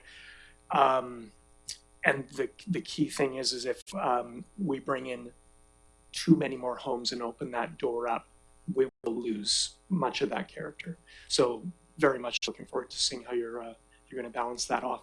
And also, well, the one thing just to ask you to confirm again, these are requirements that the province has of us. And so I just want to congratulate Council for moving on this. And I think we've done a really good job at meeting the requirements the province has, but also, again, expressing and articulating the unique elements that we have here in Metchosin. Big thing is many of us are on well water, and there is limited capacity for growth inherent in the land itself. But just to confirm again, these are requirements. We will not essentially escape them. So. Yeah, through the chair, these are requirements, and it'll be the content of like what the policies will say and the draft changes that will have be in front of you for direction. But yes. Councillor Gray. Yeah, maybe following on that, the idea is that we're to study them and the requirements are to make appropriate changes as decided, I suppose. There's no requirement to do this or that or the other thing, but we have to address these particular housing need classes. So I wondered when I looked at the material for the response in a survey. So obviously the survey doesn't represent all of Metchosin, it represents the people who responded to the survey. And I noticed that more than 50% of them were more than 65 years old, and 90% of them didn't have a secondary suite. So it's a very particular group of individuals who responded. And that was interesting to observe for me. And then when I went through it, and I think you've taken a little bit further today, you know, your report says there's more analysis to be done, and it looks like you've done some more analysis. But what I was seeing, not maybe with the same tools you were using, but that there's firm opposition to change. And then there's some people would like some change, but an array of different changes.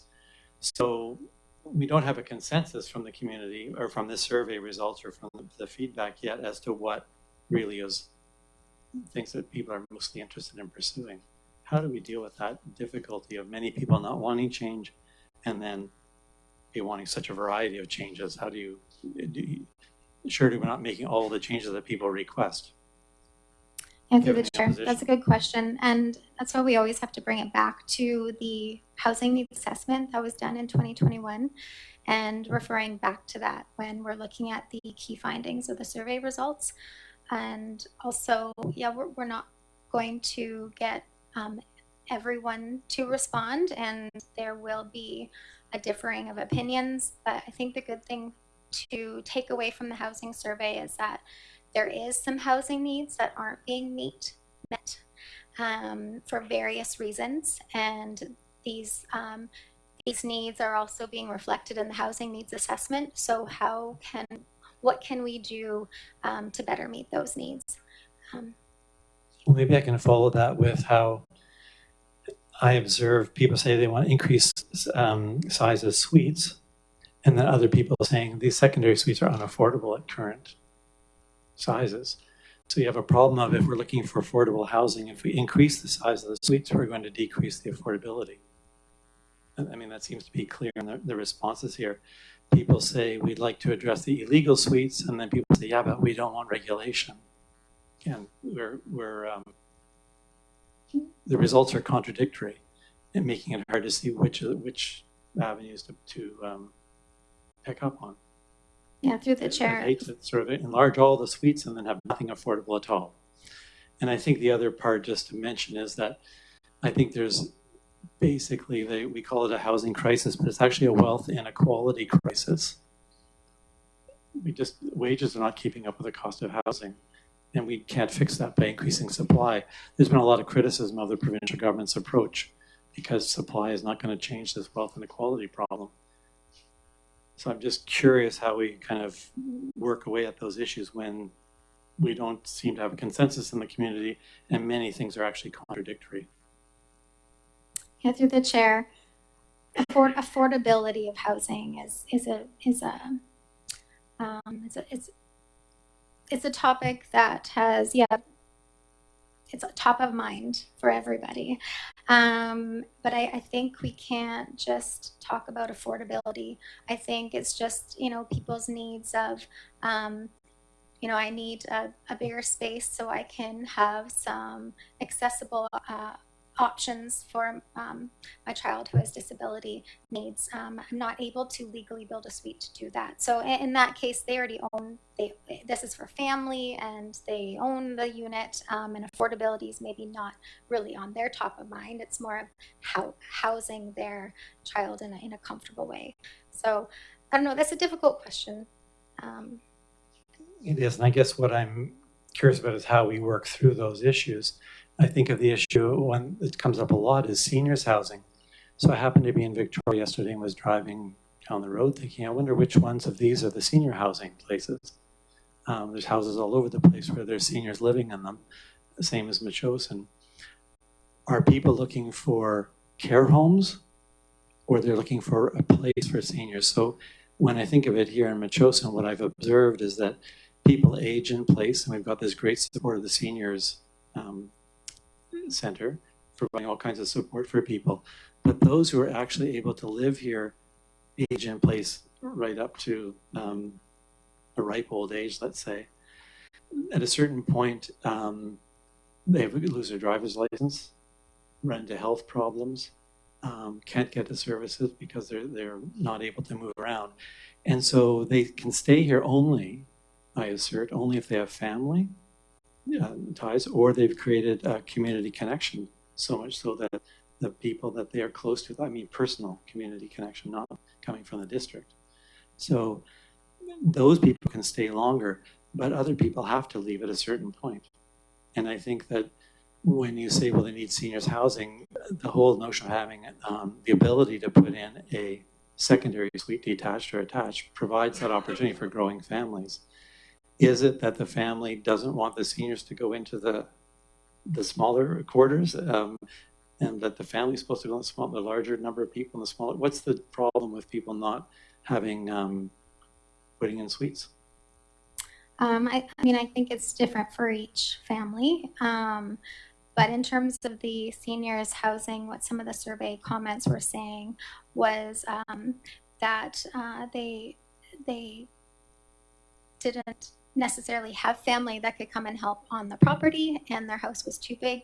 They wanted to stay in Metchosin because they were still independent seniors. But they really couldn't take care of the property. It was too big. So is there a place for them to downsize? And that's where the village core kept coming up, was being close to services. But I mean, yeah, I think as we move forward with draft policy options and just even draft revisions, I think it'll be maybe easier to kind of talk about these questions, because the thing of doing nothing is not really an option, because we do have housing needs that have been expressed for various reasons, and they are reflecting what's in the housing needs report. So yeah. Well, I might just respond. Moving to the village core to be close to services, what services? Through the chair. They come to the district office, I suppose, but we don't really have services in Metchosin to come to, so. I think, I mean, I'm only guessing on behalf of the survey results, but I think just being close to the fire hall potentially and the more servicing like amenities, the seniors resource center and the pharmacy. I mean, I'm only guess, that wasn't detailed in the survey. At the bus stop, Thank you. the corner store, the cafe, coffee shop, seniors resource center, of course, the fire chief and the firefighters across the road. I think that's what is meant by services. Councillor Gray. Oh, go ahead, Ms. Johnson. Sorry, through the chair, I just wanted to add that advocacy and partnerships is also plays a part. I mean, maybe there's not actually more housing built or different housing needs built, but you know, there's some really neat partnerships that the district or the community can partner with. And I learned through the research process about a company or a organization called Happy Pad, and there's a few local governments that have actually partnered with this group, and they like province of Nova Scotia, Comox, Nelson, Okotoks in Alberta, and they take the existing housing stock, and their platform is to find homes for rent, long-term rent, and their platform does the tenancy agreements, conflict resolution. They do the security deposits, rental payments. So, you know, for that senior who has a larger house with rooms and they want to rent them, but it's intimidating being a landlord. This is a platform that's available. They're from BC, but they seem to be very successful. So, Councillor Shukin, did you have another question? Nope. Anybody else have any questions? Councillor Donaldson? I don't have any questions other than observations. I think what stood out for me was, and it ties in with the presentation we had, as well as the economic challenges that people are facing, not just with their houses, but day-to-day stuff. So these are things to consider. My whole summer was focused on aging in place with my family, and I'm very pleased that actually my parents aren't living in Metchosin. That they are close to the amenities that they actually do need, and we're accommodating them with different accessibility tools and that sort of thing. I do know historically in Metchosin, I'm not sure if it still exists, but we have had people initiate their own models of the Abbeyfield situation, and we do have group homes here, so we are meeting some needs. People are initiating those on their own.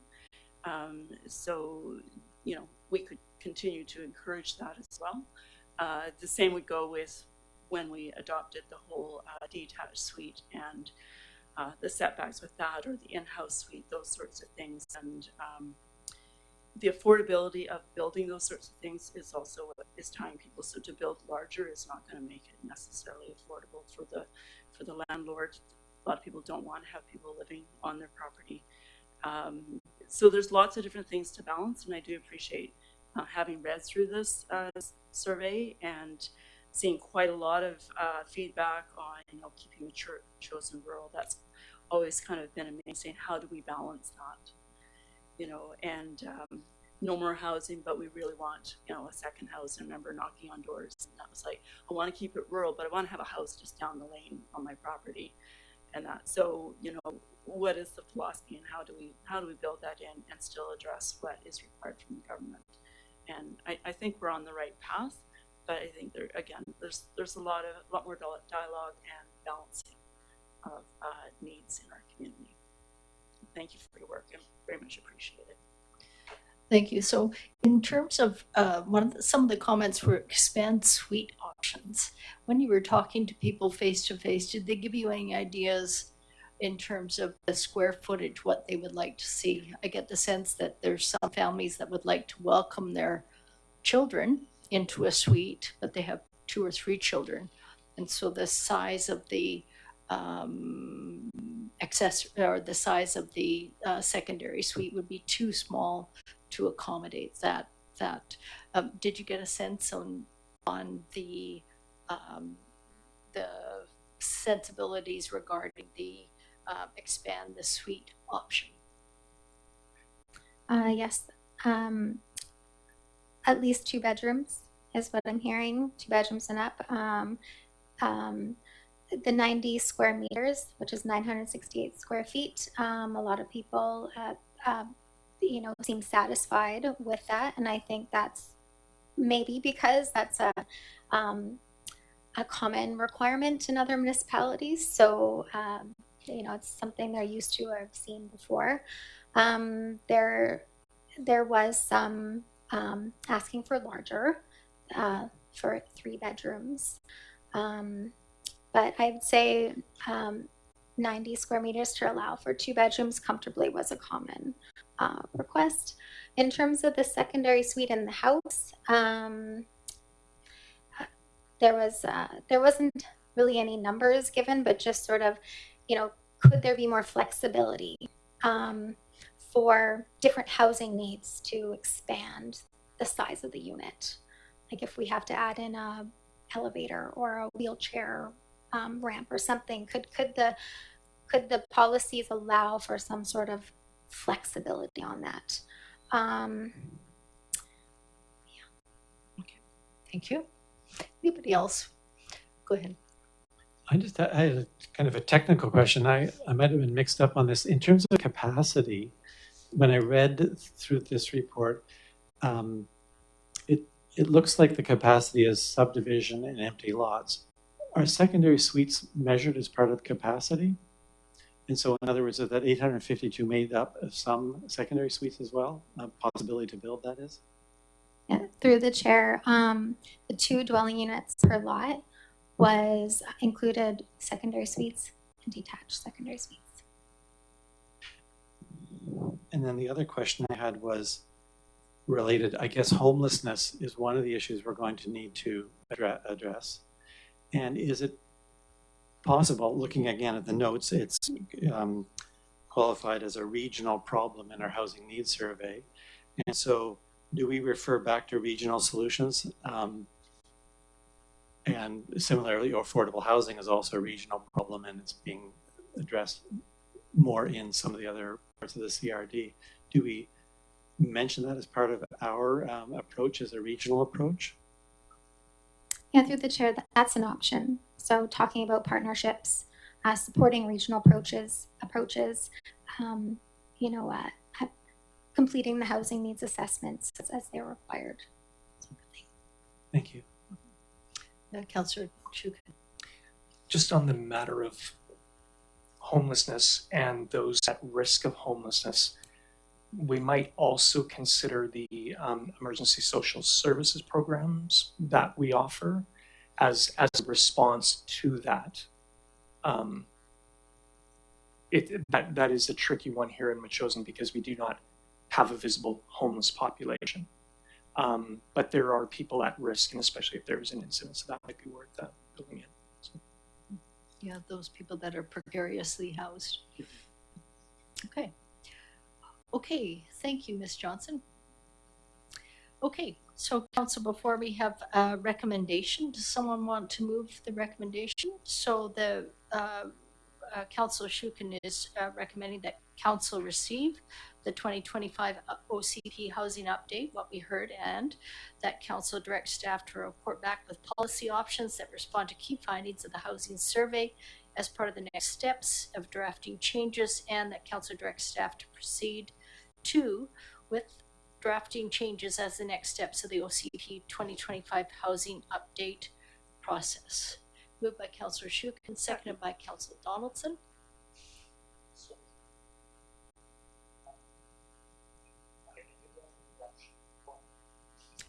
Oh, so on page 23, or it's also in the agenda as well. So there's 3 recommendations. Yeah. Okay. And Councillor Donaldson, you're okay with those 3 comments? No? And you? No? Anybody else? Councillor Gray? Yeah, I'm not sure I saw it up on the slides there, but I noticed cluster housing is mentioned a number of times. And that's support for OCP 6.8, I think. So nice to recognize that, I think, if possible. The other thought that I had was, I'm not sure if it was a question from the planner, but the proposal that the class of housing needs and the applicable OCP policies can fit into a table format, and that looked easy to read and all in one place, so I like that version.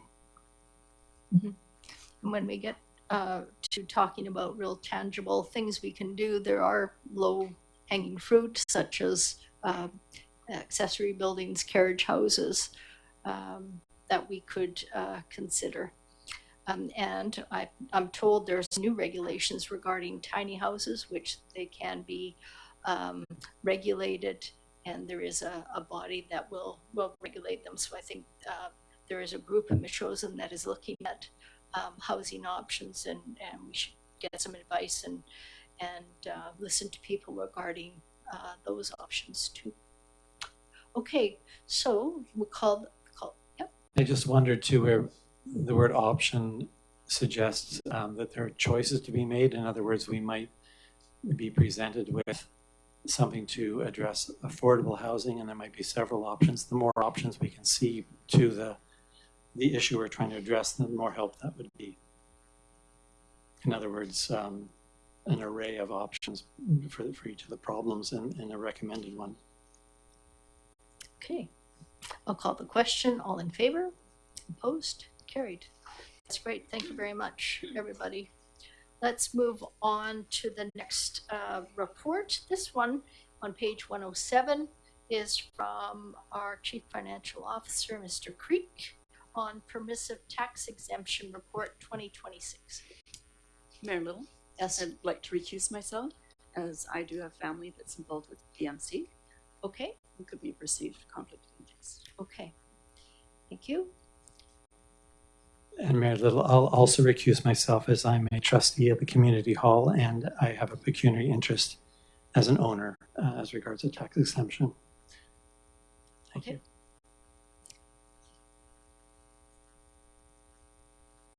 So there's just the three of us. Okay. Thank you, Mr. Creek. Through the chair. Thank you, Mayor and Council.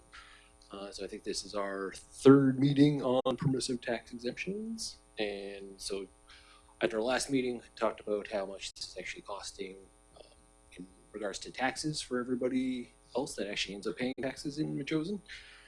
So there's a couple options that we laid out, where it's like you can give exemptions fully, you can just provide a grant for the district portion of taxes, you don't have to give any exemption. And so this year we came up with a new policy, and there's a new application form for everybody to fill out. They've filled all those forms out, I've reviewed them, and so this report basically covers that. So on the second page of the report shows how much the property tax exemptions were worth in 2025. Came to be about 3.4% of the total revenue and property taxes that Metchosin has collected. So it was $97,000 just for the district portion of taxes, another $92,000 for all the other taxing authorities, for a combined $190,000. All that combined would be about equivalent to $91.53 on the average Metchosin property owner's taxes. $47 just for the district, and then the rest is the other taxing authorities. And just to provide a comparison, for 2025, the tax increase for the district was $53.86 for the average property owner. So after reviewing all the applications that came in, I judged it on 5 criteria: whether it was an eligible organization, whether it met a strategic priority of council, the fiscal need based on their financial statements that they provided, if their service or property is open to the public, and then if they actually provided a service that's related to the district. So there's a little table there, and then gave a breakdown of their actual application as to why I said yes or no in the boxes. And then I didn't provide a recommendation, felt that was more on council, but if you have any questions, more than happy to answer. Go into greater detail. Okay, Thank you, and thank you for your report. Well, I'll start off. I'm actually in favor of directing staff to provide the grant from the district for the portion of the 2026 property taxes for the properties approved by council. I think that seems like a very smart way to go. I was previously unaware that we were paying the whole the district portion as well as the other taxes for these organizations. Regarding the organizations, they all provide value to our community and contribute to our community. And we've had a number of gentlemen from the from the Victoria Motorcycle Club here tonight advocating for their club. And I've previously stated, and I stand by, it doesn't really matter to me if people gather at a church on a Sunday or gather somewhere else. They provide an opportunity for community, for engagement. They're open to the rest of the community. And so I support the Victoria Motorcycle Club along with the other organizations here. I didn't get the sense that it would be a financial harm for us to go with just the district portion as opposed to the whole. So that's what I was basing my rationale on. So other members of council, do you want to comment on this? Councillor Shukin. Yeah, thank you, Mayor Little, through you. Thank you, Mr. Creek, for bringing this forward. And I think you've uncovered something that we had assumed was one thing, but it actually was much more expensive. And I suspect that successive councils probably believe the same thing. I am also in favor of just providing the municipal portion of the taxes. I believe that is reasonable. It's probably also what Metchosin taxpayers would expect as well. And now in terms of a question to you, it seems like we have to go about this in a kind of a unique way. To provide the exemption, I think you said we'd have to provide a grant to the equivalent. So we're not really forgiving taxes. We're providing a grant to cover those taxes. I think that's what you're saying at the end here. Through the chair, correct. We can't, with a regular permissive tax exemption, we tell BC Assessment, hey, we want to provide exemptions for all these properties. They put it into their roll, so it comes in and the value of that property is nil. There's no way for it to just say only for the district portion. So in this case, if you just wanted to give a grant for the district portion, we would just end up applying, we'd wait till the taxes were calculated, and then we could just apply the district portion to their account to reduce the balance outstanding, and then we would send them their tax notice and say, this is what you owe, and it's just paying the CRD, BC Transit, school, that type of thing. And we would just eliminate the district portion that way. So it would end up showing up on the budget in that your grants and aid. So in 2025, there was a $5,000 budget. If it came in, if you gave it to everybody on here, your grant and aid budget would go from 5,000 to 102,000. But it's essentially the exact same way. It's just permissive tax exemptions were just kind of a hidden cost to all the taxpayers in Metchosin. This just brings it out into the light.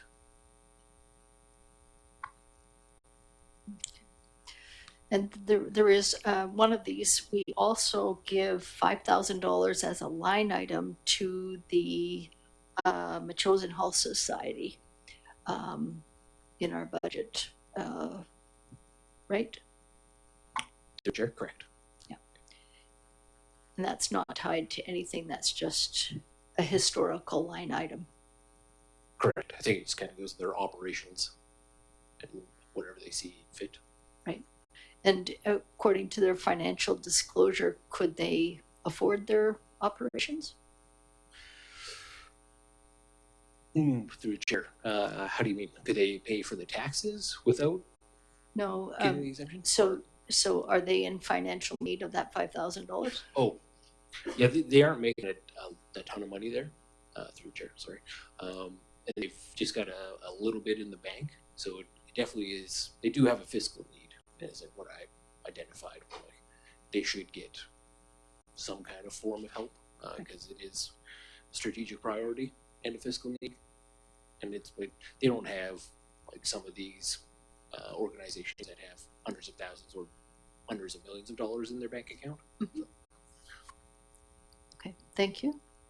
Councillor Abb. Yeah, I also agree. I think just the municipal portion is fair. Might be a bit of a shock to some of them, but I think that you know, as far as our residents go, like the others, I never had any idea really that we were paying as individuals that amount of money just to support these financial allowances. Mhm. Okay. Anybody else want to make any comments? With that, I heard all three of us speak in favor in the affirmative for option 2. Does somebody want to move the motion? So moved. So that is that council directs staff to provide a grant for the district portion of the 2026 property taxes for the properties approved by council. Moved by Councillor Shukin, seconded by Councillor Epp. And so do we want to have any other comments regarding this?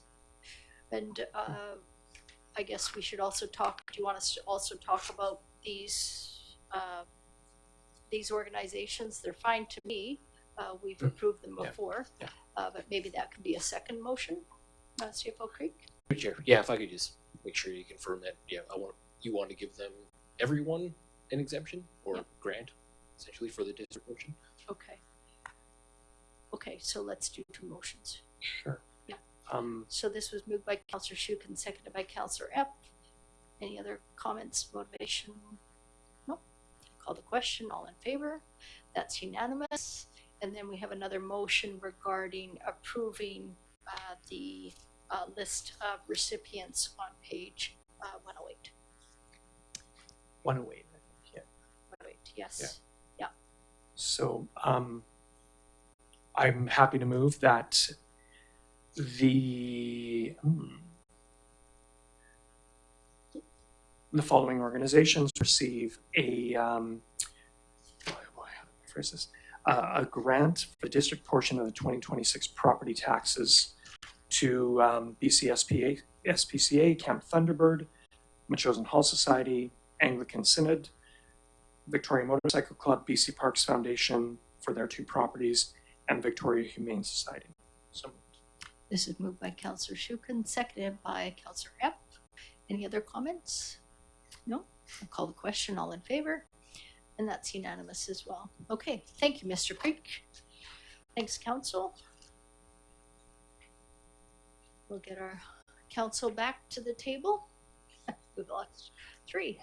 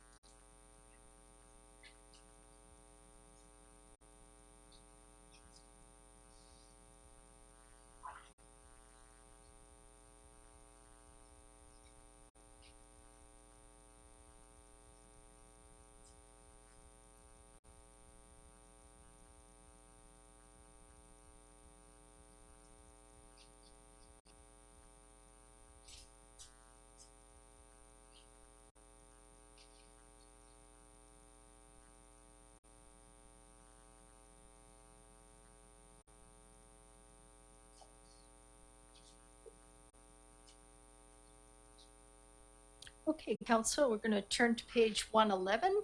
This is the application to the Agricultural Land Commission at 4450 Happy Valley Road. If I could have our CEO, Bob Pyatt, address Council. Thank you. Okay, thanks through the chair. And some people are staying. Thank you for staying and listening. So this report, council's had an opportunity to read through the report, and I won't go through it in detail given the time that we have, but I will hit the highlights. The application to the Agricultural Land Commission is in association with the proposed fire hall grant application. And there are two options for council's consideration. Option one is the exclusion of the district-owned property, 4450 Happy Valley Road, and option two is the non-farm use of the same property. And turning the page, the LC application options for non-farm use and exclusion were briefly highlighted in a staff memorandum to council on May 29th. And we talked about it at that point. June 16th, council endorsed preferred option 1A to construct new fire hall on the land. And basically, there's a very well written historical report on the use of the land, mostly in the form of non-farm use, as you were appraised of tonight by residents. Agricultural Land Commission, we talked about that one of our council meetings in some detail about the purpose of the commission and their process. So I won't go through that again. The land has been designated for municipal community institutional uses since 1995 and is also adjacent to the OCP designated village center. So I thought that was interesting to highlight in the report. And in recognition of the land status being in the ALR, the district must consider either non-farm use or an exclusion to proceed with further development or any changes to the existing development of the municipal hall lands. Not sure why it says hall lands, but municipal lands. And so second to last page are the steps for both for exclusion and for farm use. Tonight's report is part of the step process. And then there's a brief options analysis at the end. Option one is consistent with the OCP and land use bylaw. And option two would be consistent with historical approaches that we've taken for the municipality. And I'll leave it at that and let council have a good chat about it. Thanks. Okay. Okay, council, so we have two options before us. Does anybody want to start off the conversation regarding the two options that are available to us? Councillor Shukin. So I will begin by saying I'm a bit torn on this one. What I find from the report is that there's a very strong case to seek full exclusion of the ALR portion. However, I have heard residents raise some concerns about this, and maybe on a symbolic level, because I really do not see this property having much active farm, use in the future. I think we have raised a question and attacked a question in terms of the fire hall and the need to address the issues with the fire hall, and that has caused residents an awakening, if you will, as to what the financial impacts could be, but also the need as well. And so with the ALR removal, it's just yet another thing that people are having some discomfort with. So I'm curious to know what my colleagues' views are. So okay. I'm fence sitting at this particular moment. Okay. Anybody else wish to speak? Okay, so do you want to go ahead? Well, just that also I'm torn also just because of all the implications that people have raised as far as if the whole piece of land is excluded, which seem to me make a lot of sense just because of, as I've mentioned before, all the small little additions, the covered market stalls, things the Equestrian Society wants to do, the cricket pitch. Just seem like every time we want to do anything, it has to go through this tedious process of removing things from that bit, getting the exemption from the ALC. So it seemed to me to make sense to just exclude the whole property. However, there seems to be at least from some people out there that are pushing the notion that we're planning on building condos on it, or townhouses, whichever, take your choice. So anyway, I'm a bit torn as well. I just think one way or the other, we need to get that piece of land out of the ALR, whether it is excluded or just given a non-farm use.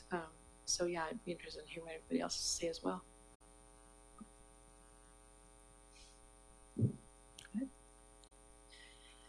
Well, I think everybody already knows what I have to say about it, being a farmer, but yeah, we've got two options here that we could look at.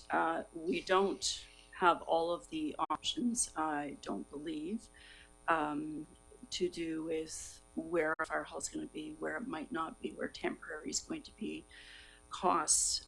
We still haven't done an apples to apples. It's so early in the stage here. The land is in ALC for a purpose, regardless of what the process is that we have to go through, and the reason being whether it's a long and drawn out process or a tedious process or not, there's a purpose for it. And rural preservation is very much part of this whole community. This property does have the ability to, at some point, perhaps in the future, be able to farm or produce food en masse or not. I gave the example previously of the Sandown Raceway that is now an agriculture regenerative farm. Is a very good example of what you can make from something that is absolutely deplorable where they've started, and they're actually doing some great things. Another one that's very close to home that was brought to my attention earlier today, one that I'm intimately involved in, and that is the old swing park, which was over at the school field. And it was, as you'll recall, this time last year was covered in brambles. Now, I don't know if any of you looked, but we had blue ribbons at the Chosen Community Day because of the produce that was being produced in that small patch. So we can make things happen, and I'd like us to continue considering the purpose of ALR land in our community and our rural designation in the what's it called, the regional context statement. These are very important lands to keep in mind. The green space we have is used by all of our residents, whether it's passive recreation. People are walking this property day in and day out. It's very accessible, especially being in the core, and that one is it is very close to my heart in that it's an area that we can foster more accessibility. We've talked about that with the active transportation and our roadside trails, our buildings becoming more accessible. It was last term, I recall, concern about putting gravel on the school field for more parking. And I do recall the opposition of some council members at that point in time that they did not want to be covering up ALR land with gravel to make a parking lot. And yet here we are considering doing something very similar or maybe worse if we were to pave or take out the big trees and put in temporary fire department or whatever. There's so many moving parts still that I understand that we have to make a decision perhaps for this. Well, we've already got the grant application in, so this is just another step. People come to Metchosin as a destination. I was recently at a board meeting talking about recreation, and I was reminded of the hypocrisy of some of our communities in the West Shore benefiting from other communities because of the amenities they have to offer.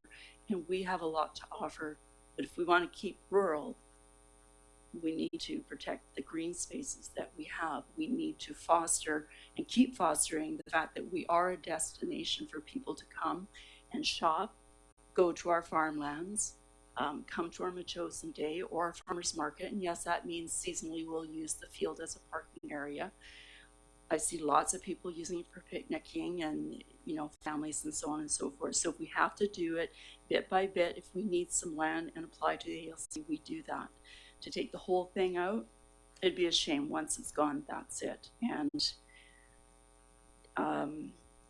it's an erosion of the philosophy of the ruralness of our community. Okay, thank you. Councillor App. Just to add that in the land use bylaw, the OCP 568, which was created in 2010, it states that future public buildings should be built close to the municipal hall, school, and community hall. So that is something that is in the books and to consider. Yeah, and I'm also torn on this one because I think option one will give more flexibility for staff in terms of dealing with, for instance, the renters that are right now with a temporary use permit. I think it's challenging with the ALC, ALR designation there as well.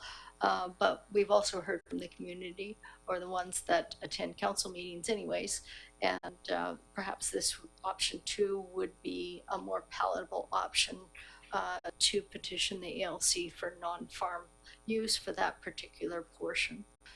So that's the way I would be leaning at the moment. Does anybody else wish to speak? Councillor Gray. Sure, just say I appreciate the layered protection of the district on the one hand, and the Agricultural Land Commission on the other. Okay, Councillor Shukin. Thank you very much, Mayor Little, and just hearing the comments from everyone, I am going to vote in favor of option two, that we apply for a non-farm use from the ALC to the ALC. Okay, and then are you also moving that council authorize the application to proceed with the ALC and those three conditions? Sure, I can move that. Yep. So Okay. this is moved by Councillor Shukin. Do I have a seconder? Councillor Epp. Anybody else wish to speak? Councillor Gray. I'm going to vote against the motion. We've agreed option 1A to proceed, but I'm understanding also, having heard from various members of council, that it all depends on the financial situation. So not knowing that, I would prefer not to approach the Agricultural Land Commission at this time.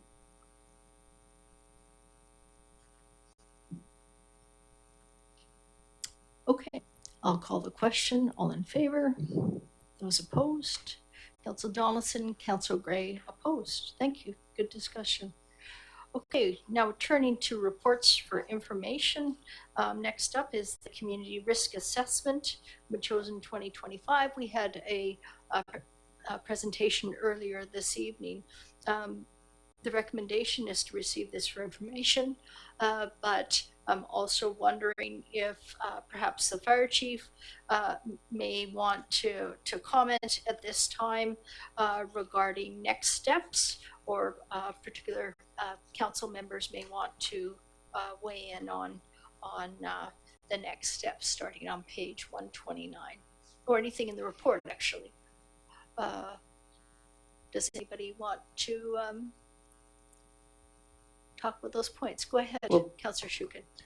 I would be very interested to hear from the chief in terms of any thoughts she has and where we're at and where we need to go to, and any observations from the work that Mr. Pachulich is, sorry, I butchered your name. Fire Chief? Okay, thank you. Sorry. Thank you. Through the chair. This grant was initiated kind of as that foundation, so that moving forward, should there be any other grants or availability of funding out there to support anything that we might need to consider here within the district, it's just a stepping stone, a starting point. Next steps, as was pointed out here in the presentation, we'll continue to work with Logically on a few items there, making some possible recommendations or some strategies moving forward, and see how that might look and compare to maybe integrating some of those ideas or concepts into our OCP and other planning and bylaws. And then of course the big component there would be our education piece, which we already have a strong education component, but just building on that and being able to provide and share the outcomes of this report. Mm-hmm. I'm happy to hear about that. I was wondering about next steps in terms of education with our pods and the EOC, as well as the volunteer firefighters. Yeah. Okay, that's good. Anybody else have any comments? Councillor Gray. Just a question as to what would be, it says implement an ongoing risk management program. So what would that be exactly? Through the chair, I think that possibly Chad, could you answer that, Chad? Up at the microphone. Thank you. Yeah, thanks for the question. And sorry I didn't touch on that before. The ongoing kind of program, maybe overstating it a little bit. The things that I would expect out of that would be putting commitments to revisit this in a certain number of years. Continuing to look at what are those hazard profiles like we talked about earlier. And then again, as the chief stated, looking for those opportunities or what are some of the other funding options that may come up. So it's, a program, again, might be overstating it, but just making sure that it doesn't just sit on a shelf. Thank you. Okay. Fire Chief. Yes, sorry, if I can, just to provide kind of an example for that, of how we can integrate this report is, for example, and this is just an example, if we were looking at replacing a bridge, let's say, we could potentially reach out to some different grants utilizing this disaster risk reduction assessment. So be able to claw in some funding from that, because we've had this assessment saying this is the type of a risk that we might have here in Metchosin. So that's just an example of how we might be able to use that for funding in future. Okay, so using it as a tool to leverage. Okay. Mm-hmm. Okay. Any other questions? Yeah, Councillor Shukin. So earlier I'd raised the Guadalupe flood, and it's an example of I don't know if we have anything near the equivalent, but it's sort of an example of a sleeper issue. It's there, it pops up, but so infrequently that sometimes memory is forgotten of it. But but it is interesting reflecting on some of these things and what the lessons are and latent risks as well. And I just had maybe come up with another one. Perhaps this is in this big document somewhere, but I wonder too if there's a risk that's local to Metchosin about access and egress, and particularly around fire, because many of us have one way in, one way out roads, and of course in the risk of a fire. And again, there was a situation in California where I think it was 80 people were killed in a very narrow area as they tried to flee. So that's sorry, I threw that out in a random way, but it's maybe something to think about. But yeah, okay. Yeah, so you're nodding your head, Chad. Yeah. Okay.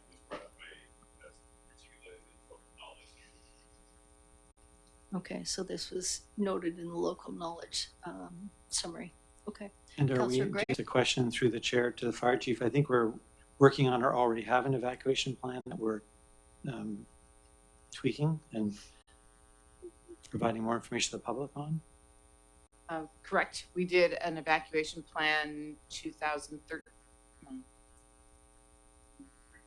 3 years ago, 2021. around there. So we do have an evacuation plan. What we're currently working on is an emergency notification and communications plan. So that we do have another grant for that, a UBCM grant. We're just trying to come up with a good RFP and get that out there for a contractor to a consultant to come in and do very similar to what Logically has done for us for this assessment and for the evacuation plan, is look at what we have here, what our needs are, and make some recommendations. It's up to council where we go on that based on the information and the study that's been provided. So. Okay.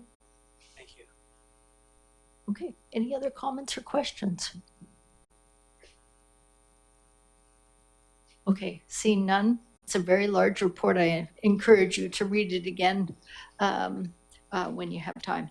Great. Thank you for everybody. Okay. So we have a motion to receive for information from Councillor Shukin, seconded by Councillor Donaldson. All in favor? Opposed? Carried. Great. Okay. And then next we have a finance update on page 125. CFO Creek.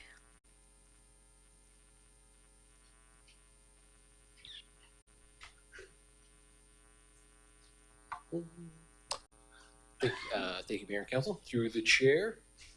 So this is kind of continuing on from the conversation we had last time about the fire hall costing. We want to get an update on where the reserves were, the cost of the debt related to the grant application that was recently submitted, and then also future asset replacement costs that are going to be coming down the pipe for the district. So to start, we're going to go with the reserves. So focused on the reserves here that can be used for the fire hall replacement. So we've got building replacement, the growing communities, climate action, gas tax, general capital, and unappropriated surplus. These are all updated to August 31st with the interest that's been accrued since the beginning of the year. So we've got a total of 11.2 million in there, 2.7 coming from the unappropriated surplus, 3.4 in the building replacement, 2.7 in the growing communities fund, and then little bits in a few other grants or reserves. The issue that kind of gets identified here is that the entire building replacement fund took money or amortization from all of the different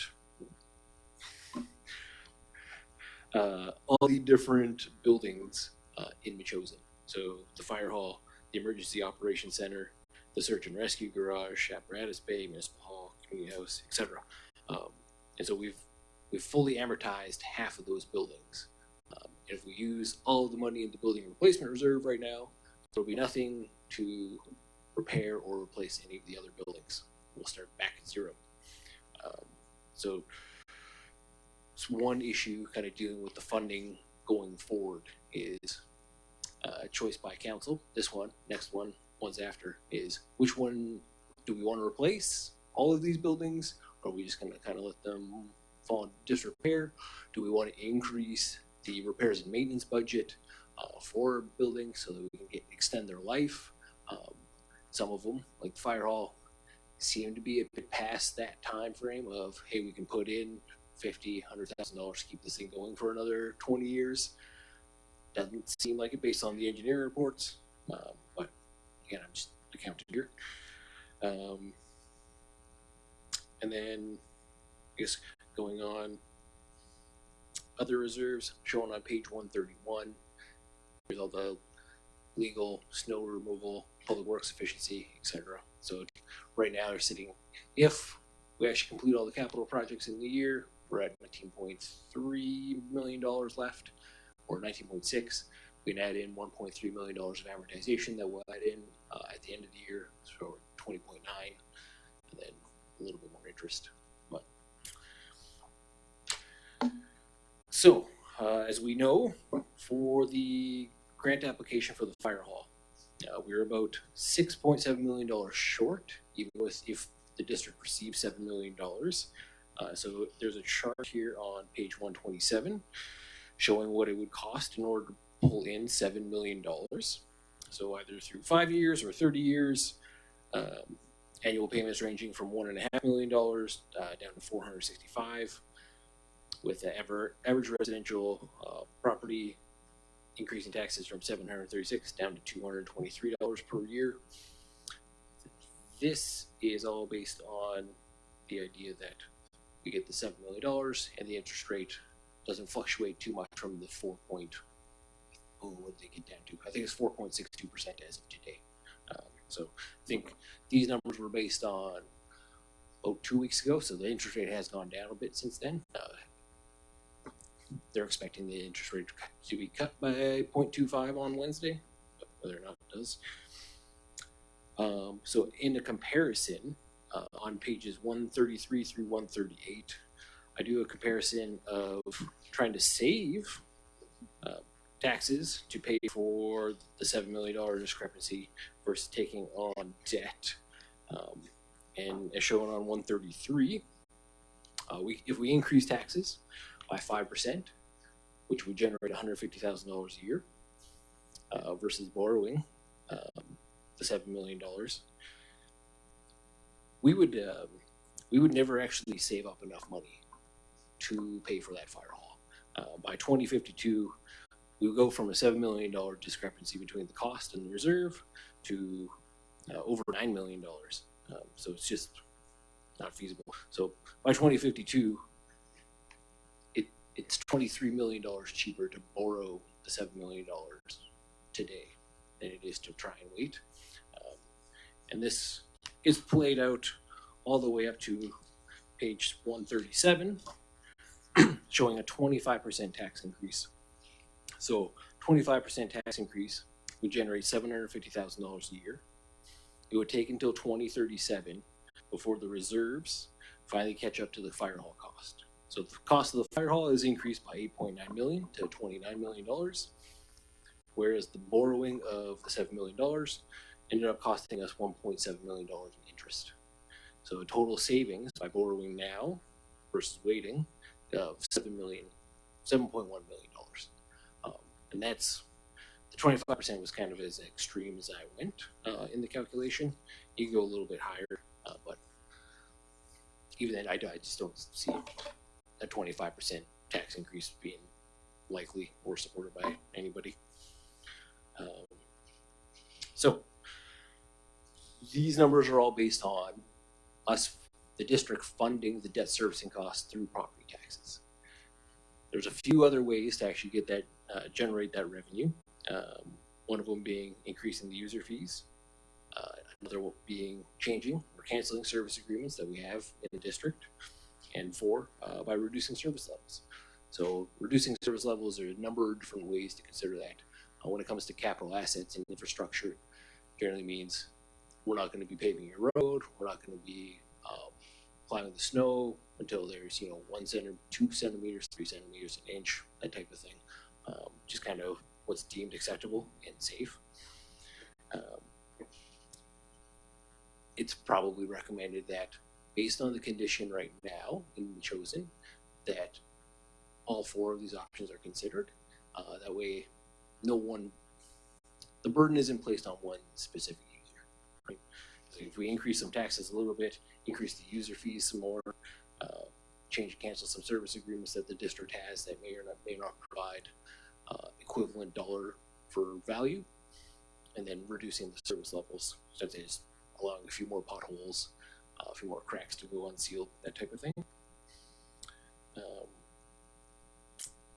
Covering up the next one. So as I mentioned, the district has fully amortized half of the buildings listed on the page 126. And right now we're setting aside $28,444 in amortization. Only $5,000 of that actually belongs to part of the fire hall, which is the apparatus bay. And that's just the structure of the apparatus bay. That was given a 75-year lifespan. The roof and the mechanical, all that inside of it, it's already been fully amortized, so nothing else is contributing to that except for the metal structure itself, which per BC Building Code currently meets about 40% of the post-disaster standards.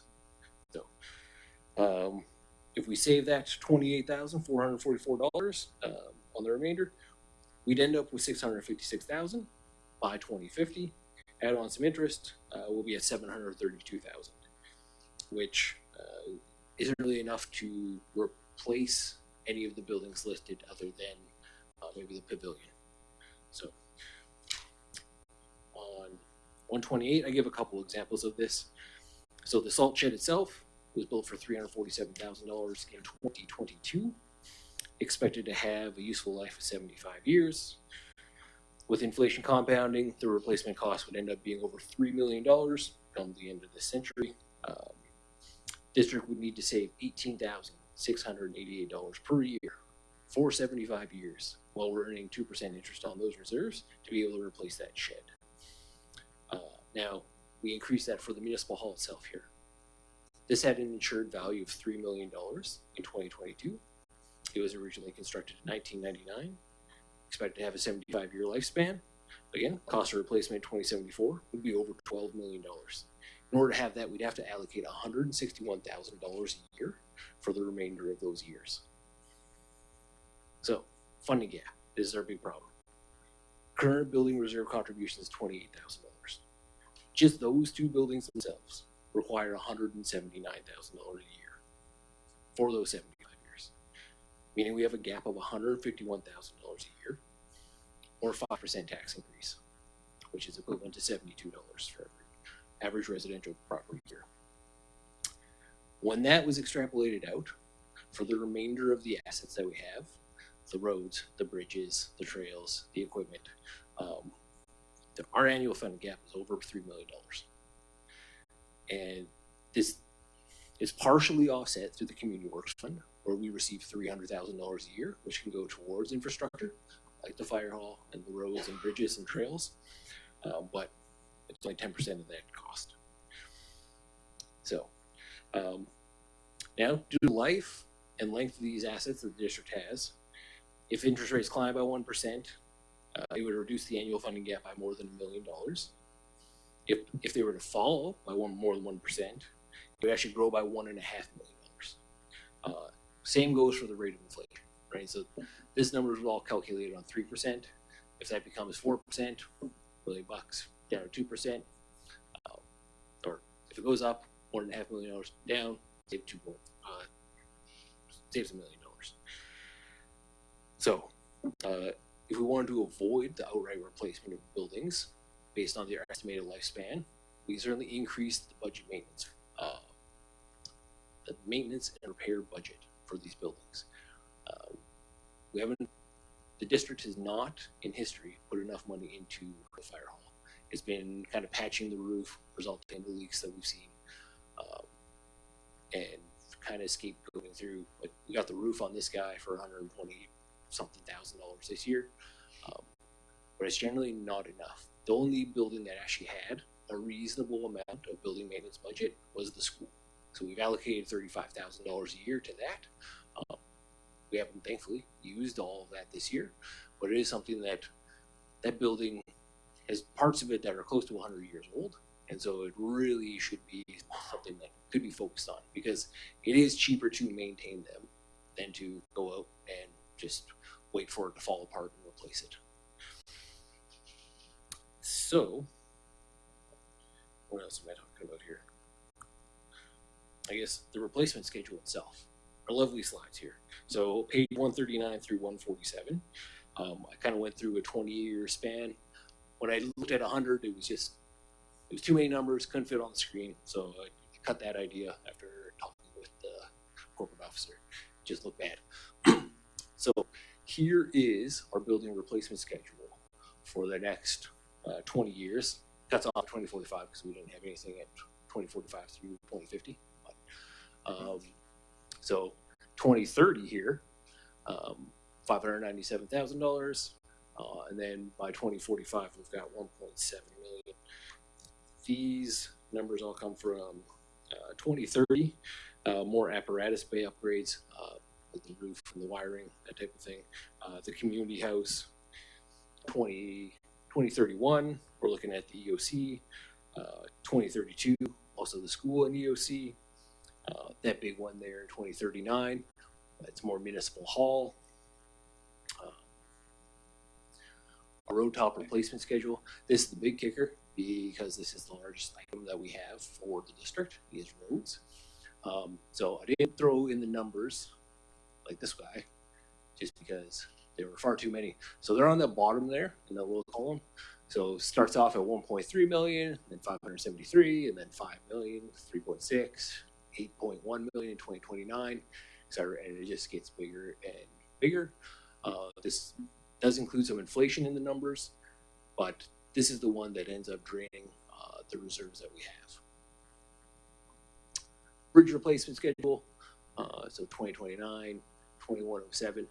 Most of these bridges can last 100 years. This does not include the lovely topic of Fresh Road Bridge. That was based on this being repaired in the next couple of years, not before 2029.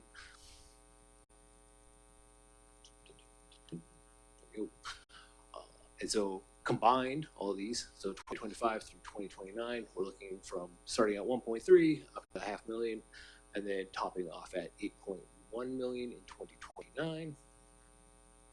From 2030 to 2034, looking starting at 3.2, finishing off at 6.4. 2035 goes to 3.8 and 2.1 by 2039. 2040 we go 687 and end at 6.6. And our total 20-year combined replacement schedule is this. And this is where we end up with a problem, in that beginning in 2027, our capital spending is projected to exceed $2.3 million annually for at least a decade, compared to the historical average of $1 million per year. Yeah. So starting in 2027, the expected capital replacement is going to be $2.3 million per year for a decade straight. And that exceeds the historical average of $1 million per year for Metchosin. So this is where we've got $20 million, right, in our reserves right now. This gets gobbled up really quick from 2027 through 2037. So, yeah, question? Go ahead.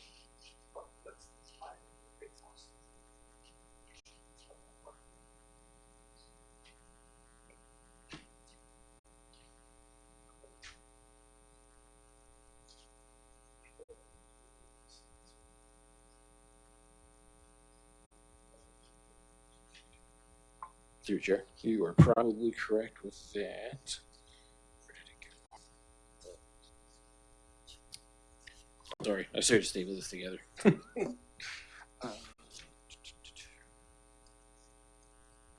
Yes, that is 95% road replacement, just based on the age. Now, again, the roads around Metchosin, we've done the road assessment thing, so whether or not the actual usage kind of falls on the roads, this was all based on the age that it was built. Whether it actually falls apart by 2029, there is some, you can play with some of these numbers, certainly. But based on their life, then exceeding 25 years, that's where we get into the cause of the repairs versus replacement. Speaking with Public Works, like Gordon said, once they reach 25, it really starts to compound on how quickly we have to, how much money we have to spend on replacement of them, or sorry, repair of them. And it becomes something where it's like, do we just keep pouring $50,000, $60,000, $70,000 a year into patching and sealing, or do we just say, forget it, rip it all up, and give me a brand new strip of like a kilometer of road there? So it seems like road might not be the best thing to push, but it certainly depends on where that traffic ended up. Because it could have been heavy 10, 15 years ago, and now it's dropped off because people have found a different route, or the schools or whatever trucking was going on is now ended, and now it's just, 100 cars a day, something like that.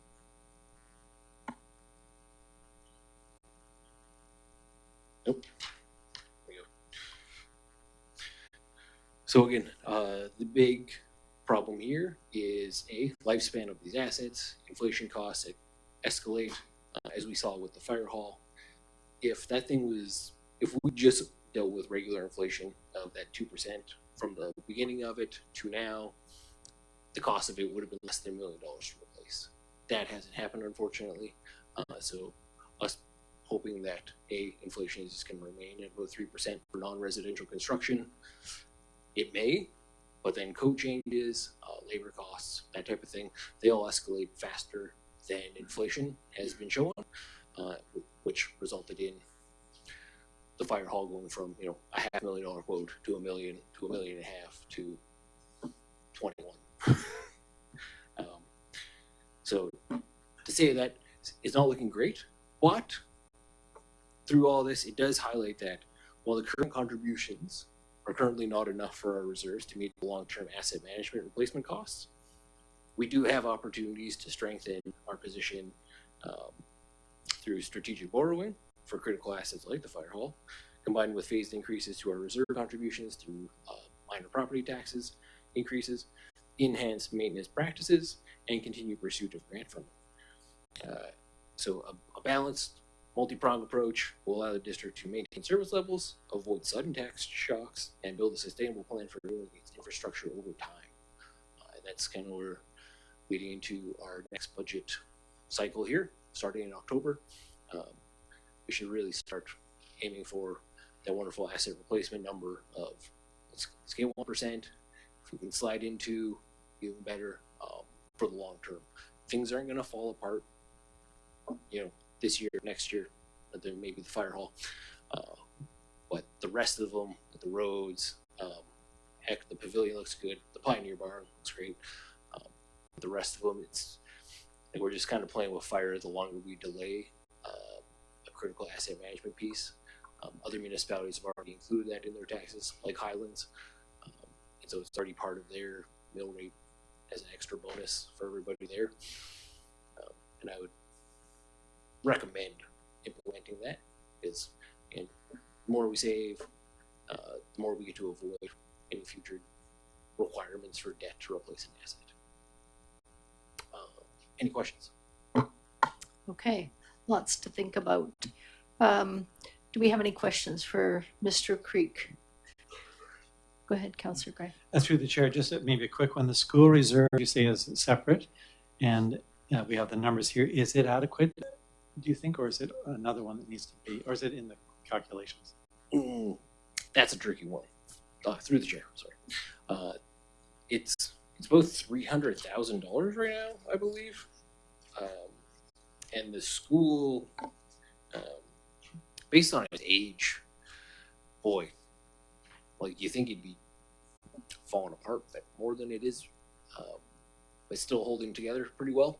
It's based on good building practices in the past.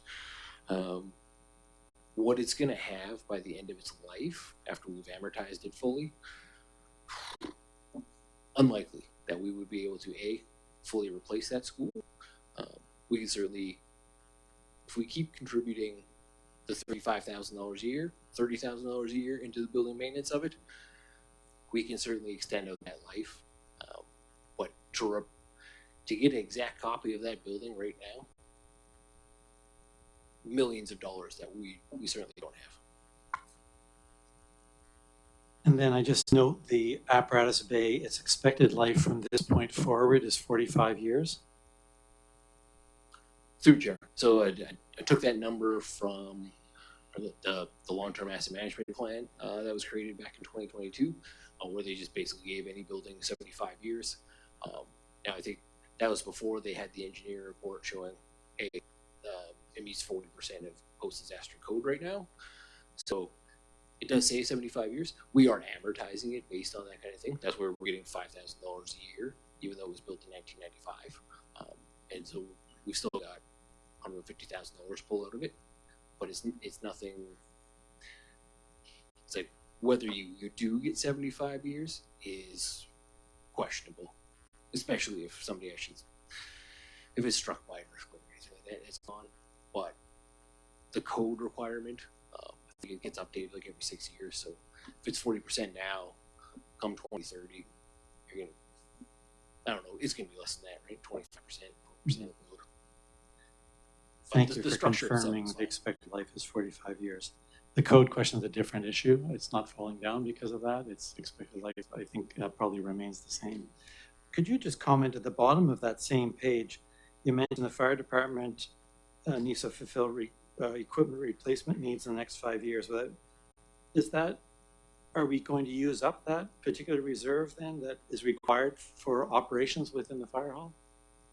Through the chair. Yes, so right now there is a request for a new fire truck engine for, was supposed to go 25 through 26, probably going to be 26 through 27. That'll eat up everything that is in the fire equipment reserve right now. And then anything else, there's cutters, the scoop bottles, etc. There's a lot of requests, and there's the amount of equipment that they go through and the costs that are escalating there exceeds what we're contributing to it. So would I conclude properly that that reserve is short as well? Through here? Correct. Thank you. Then when we look on the next page, I just to understand this properly, if we borrowed the $7 million, or sorry, $6.7 million, you rounded up to 7 million, then that would mean if we just went with taxes, 29% increase, tax increase if we chose a 10-year amortization. So the range that we have is from 15% at 30 years to 51% over 5 years. Am I reading that correctly? Future? Correct. Yeah. At today's interest rates and all of that. Yeah. And then we can borrow, I think your notes are saying we can borrow the 10-year to 30-year amortizations without going to a referendum. Future? Correct. I wonder if you could give some examples. You say, well, there's residential taxes and maybe some other way. When you say increased user fees, what are we talking about? Is that building permits or something, or what are you referring to? Through here? Yeah. So you got building permits, subdivision fees, school user fees, gender printing packages, any type of thing. So look, right now the district itself generates about $300,000 in user fees every year. So if you doubled or tripled, we get up to $1 million if you wanted to. But business licenses, that type of thing. So, and then is there an example of change or cancel service agreements that we have in our pockets? Through the chair. So changing service agreements would be the district itself has a number of $1 leases. Those $1 could be turned into $1,000, $10,000, whatever kind of the market would bear on it. And then the service agreements that cost the district money, example of the Victoria Library or West Shores and Parks, those two combined equal almost $900,000 of taxes. It could be reallocated to putting in asset management or paying for the debt, that type of thing. Right. So they may not be viable options, but they're kind of things that you could locate where there's money. Correct. Like the West Shore needs a 1-year notice. Library probably similar. I'd have to double check on that. Yeah, I mean that'd be a huge change for us to not be supporting regional programs that we use and that we have supported over a long period of time. Then the last one, reduce service levels. You mentioned snow plowing. What other service levels can we reduce? So you can. We talked before about the paid on-call firefighters could drop back to volunteers. Not suggesting that, but there would be one area reduce firefighting services or the amount of call-outs. Anything? I mean, that seems not in our favor, but anything else? Through here. So yeah, the office staff, like answering the phones, showing up at X number of hours in a day, in a week. You can get rid of the parks maintenance. You can chop off the road maintenance. Like any number of different ways that where the district provides a service to the residents. Everything's kind of on the table. Thank you. Then, is there a way to get a sense of what those numbers might be? I mean, the size of the tax increase to me is astonishing in the sense of the levels, because I think we talked about an annual operating cost increase also of $690,000 with option 1A. being a 23% tax increase there, and add that to any of these, and it's really getting, well, 23 and 29 would be like more than a 50% tax increase.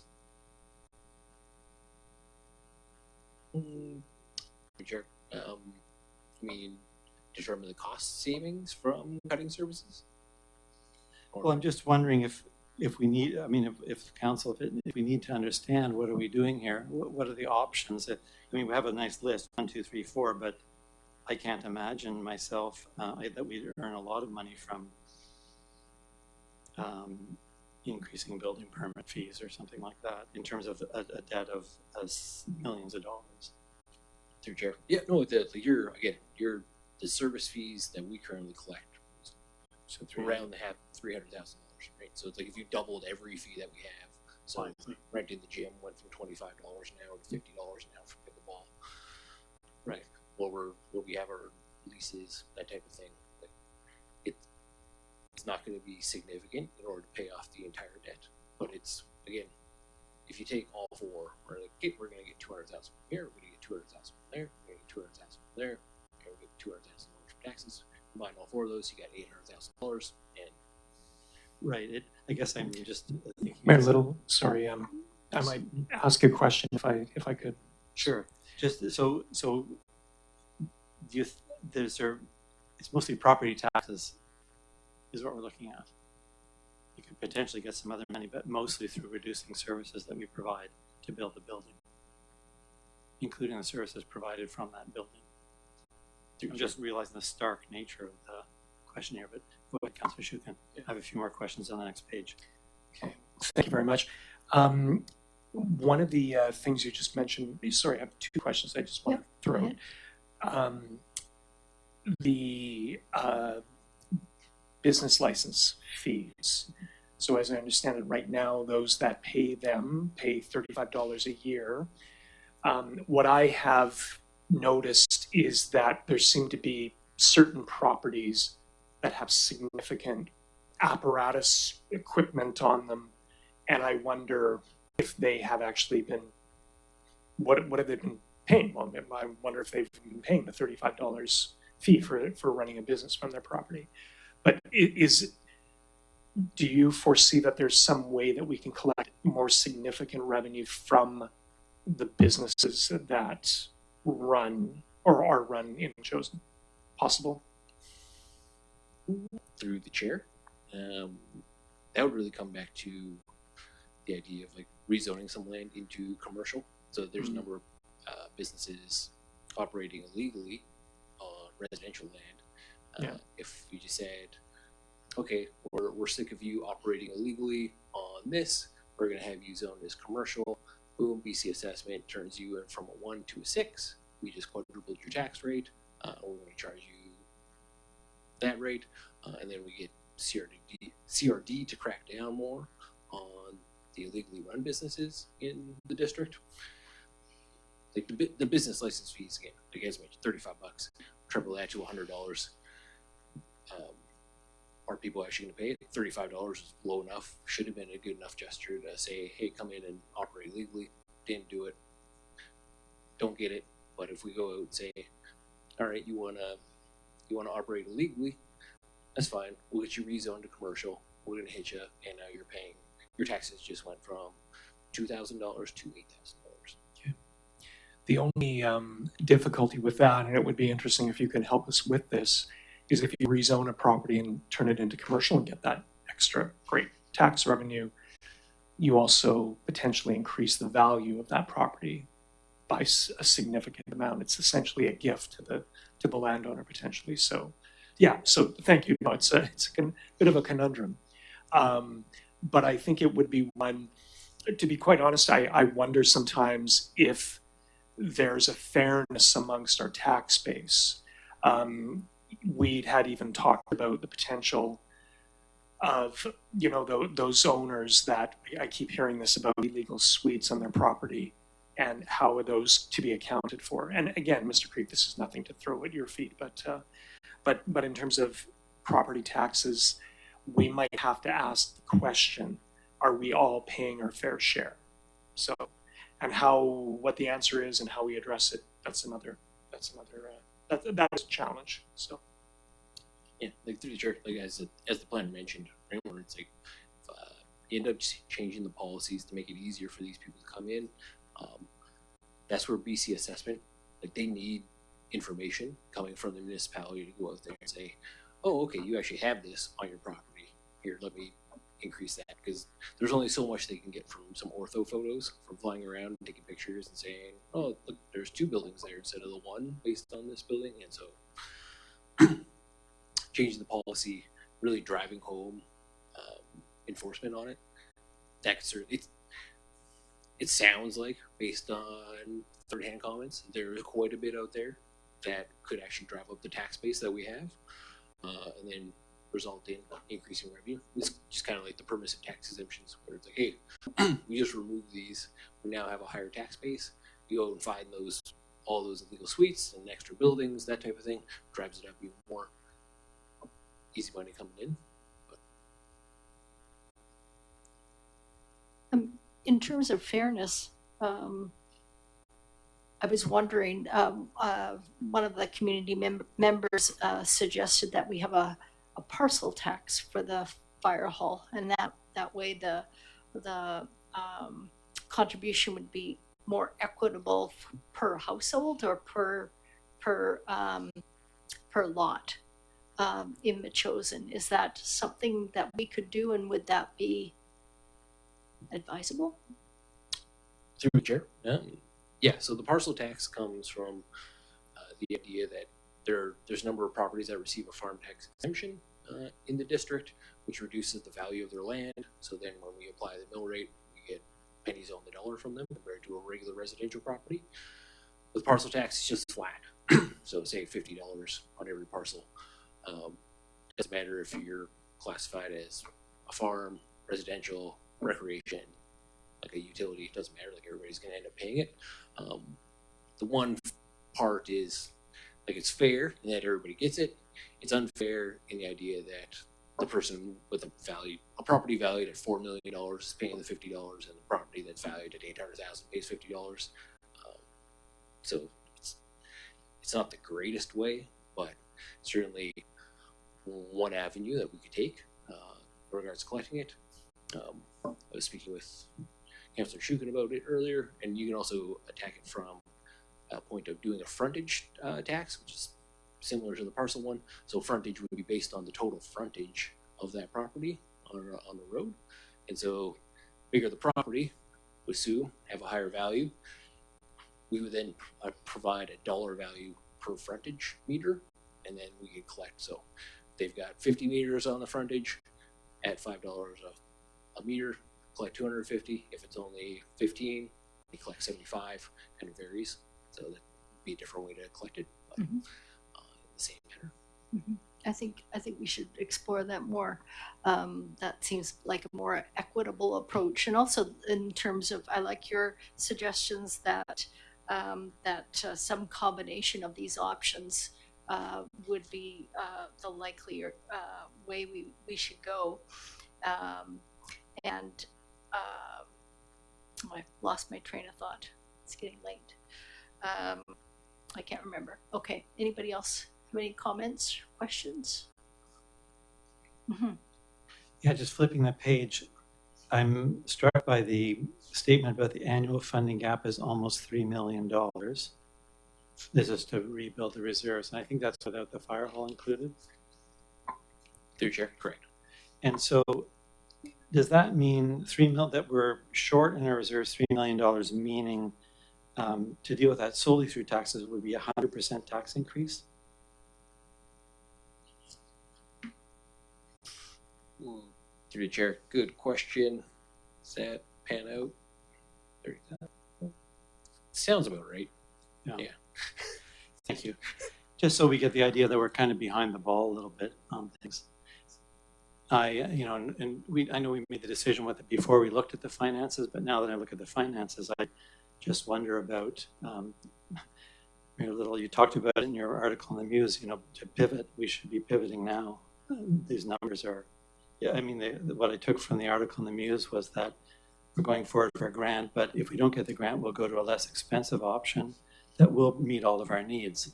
And I thought, well, why don't we go for the less expensive option that will meet all of our needs now?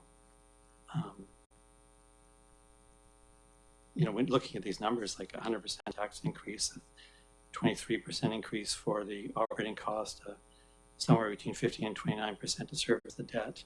These are, and then we haven't gotten to all the other cost pressures that we're facing. And I just wonder about pivoting early rather than waiting till we get all this together and then stare at it. Maybe not so much a question for Mr. Creek, but Mary Lily, you talked about a debt, like a thermometer maybe to raise money privately for the fire hall. Do you think we could earn very much money by doing that? I don't know. It would have to be done through the society when we wouldn't be able to do it as a municipality. I think there could be some donations. There are some deep pockets in Metchosin that may want to sink some money. I don't know. I really don't know. The question that I had, I remembered, I think it's important for us to look at our user fees as well, because $35 for a business license is extremely low.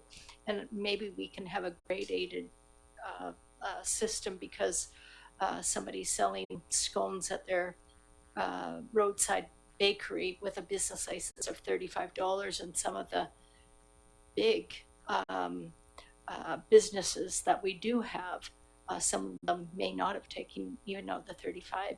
I think a sort of a gradated approach would be good for the type of business as well. But I do think we have to look at all of those options. Councillor Gray. And I'm just looking at a list of, you know, I mean, the big help to look at this material here and get a sense of things. But if I think about cost pressures, where we might be needing money coming up, and the idea of full disclosure, we've got, if we use up the reserves of the fire hall project, I think it would be good as you're doing here, laying out, well, how would we address that? Where would the money come from? And I think, so we have to be paying into that as well.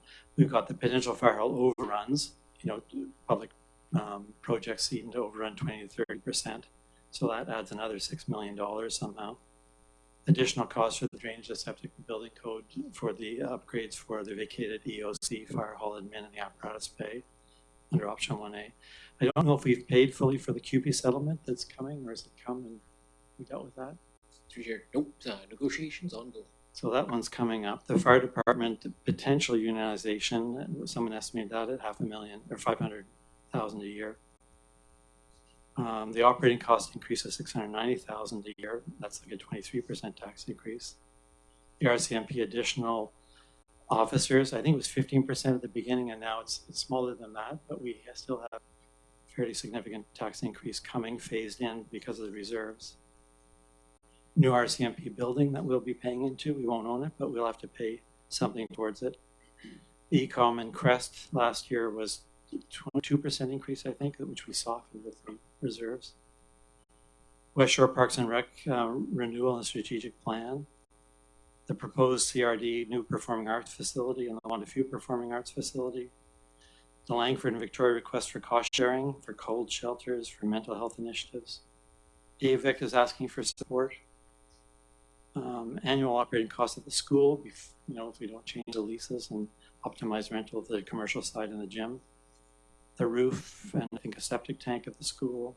Flesh Road Bridge, Duke Road East, which I think we're thinking about the gas tax reserve, but that looks like that'll be used up here.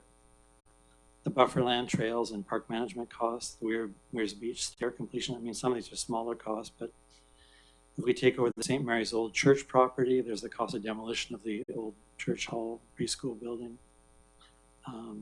So there's lots to think about in terms of the costs that I see. And I think it would be really worthwhile, Mr. Creek, if as you're working on this, I mean, this is great. So we took the first report and we got this one. And I think another report looking at all the mix of these cost pressures would be very helpful for us to understand what we're getting into here and whether we should pivot sooner than later to the less expensive options that Mayor Little's referred to in her article. I'll just say, it's like, they're the chair. Oh, you need to. Yeah, could I have a motion to go past 10 p.m., please? Moved by Councillor Donaldson, seconded by Councillor Epp. All in favor? Opposed? Carried. Okay. So let's conclude this report. We'll receive it for information. Could I have a motion to receive the financial update for information? Moved by Councillor Donaldson, seconded by Councillor Gray. All in favor? Opposed? Carried. Now, thank you very much.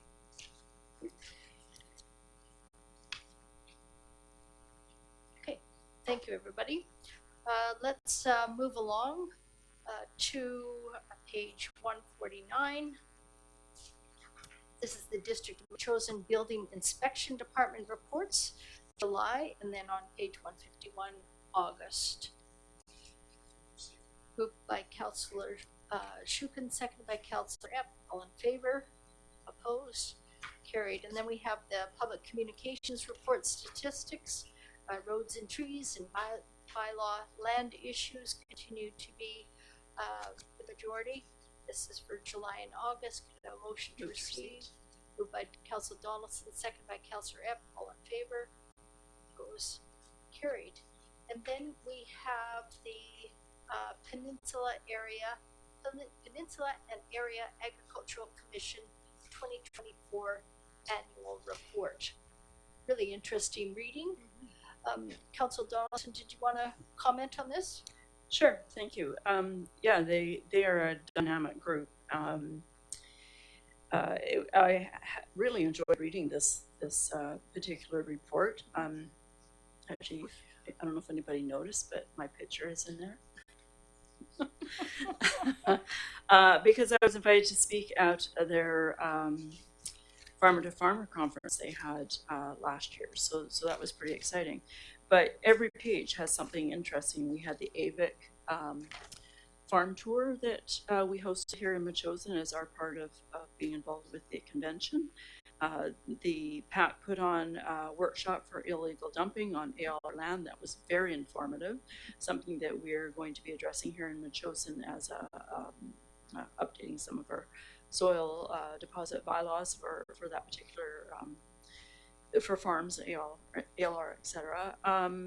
You know, and then they have the farm to farm field days and sustainer series, which is also a rotation of educational workshops that they have mostly through the winter, and you know, then we're back out in the fields and stuff. And you know, as we know, there's the CRD Food Lands Access program, the geese issue, which we were presenting, or we were going to present. It actually was endorsed at AVIC, and now will be next week at UBCM. So I'll be addressing that. Boron is an ongoing concern as well. So lots of different things that they've been addressing in this last year. They have a lot of stuff they want to do this year. They've had a bit of a stall out just because their terms of reference have changed a few things with, they all have to reapply for their positions. So, and they have a staff member now, so taking their minutes and that sort of stuff. So there's a few changes with their terms of reference that they're trying to get familiarized with. But overall, a great group for us to be affiliated with in being advocates for the farming community, and having really good relations with Minister Lana Poplin as well. So we're seeing some changes, real-time stuff, as recently as a few days ago, or just this previous week with the strike, and it affected the abattoirs.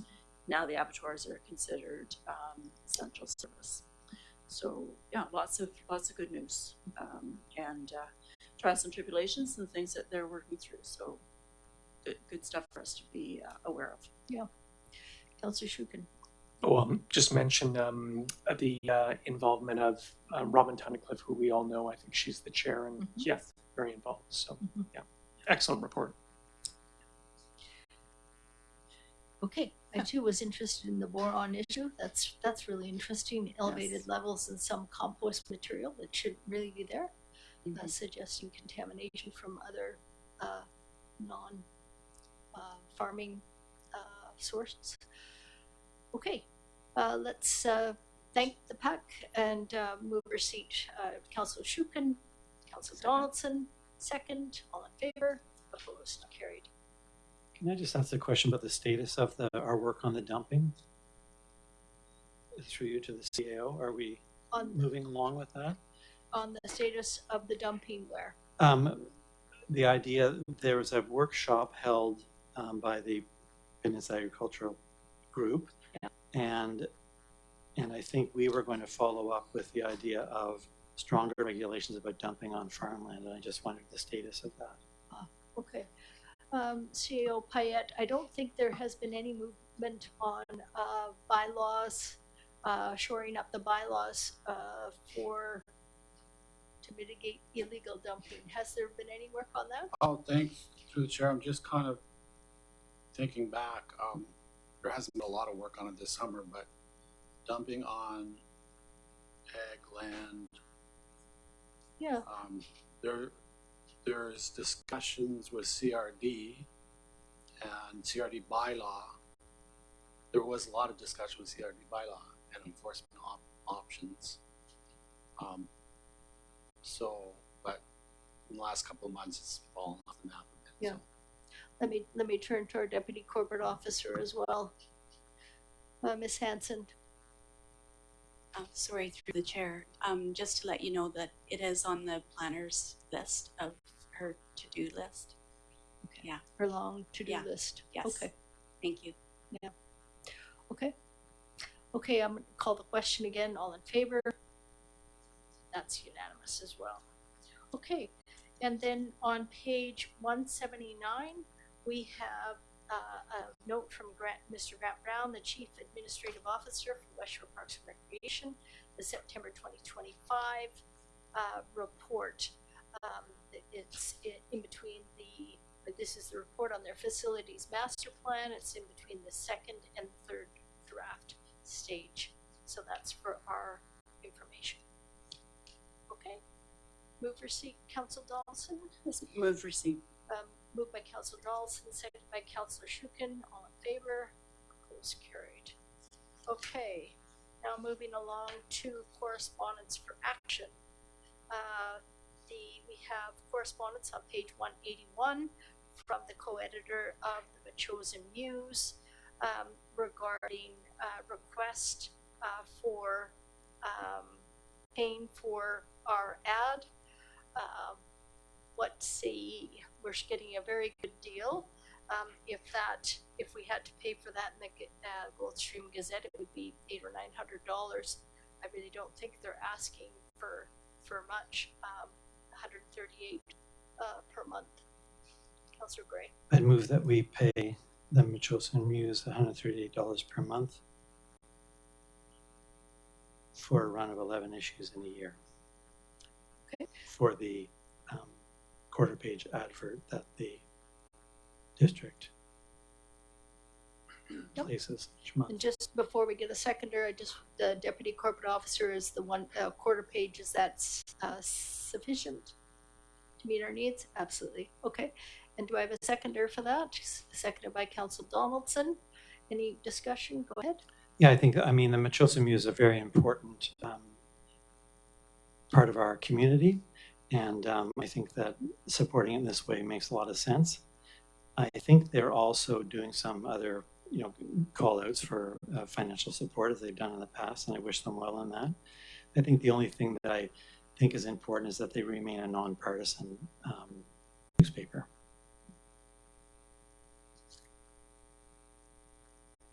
Okay, we'll leave that to them.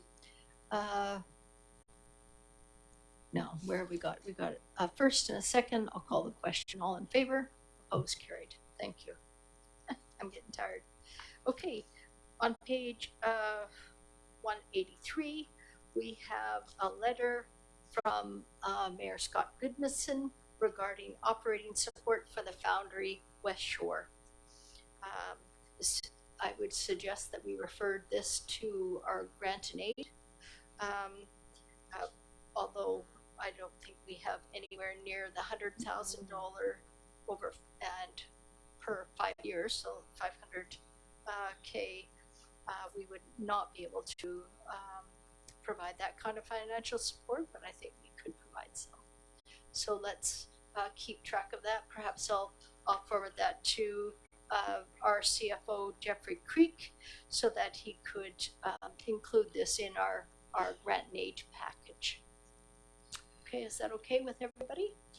Okay, I'll take a motion to receive. Move receipt.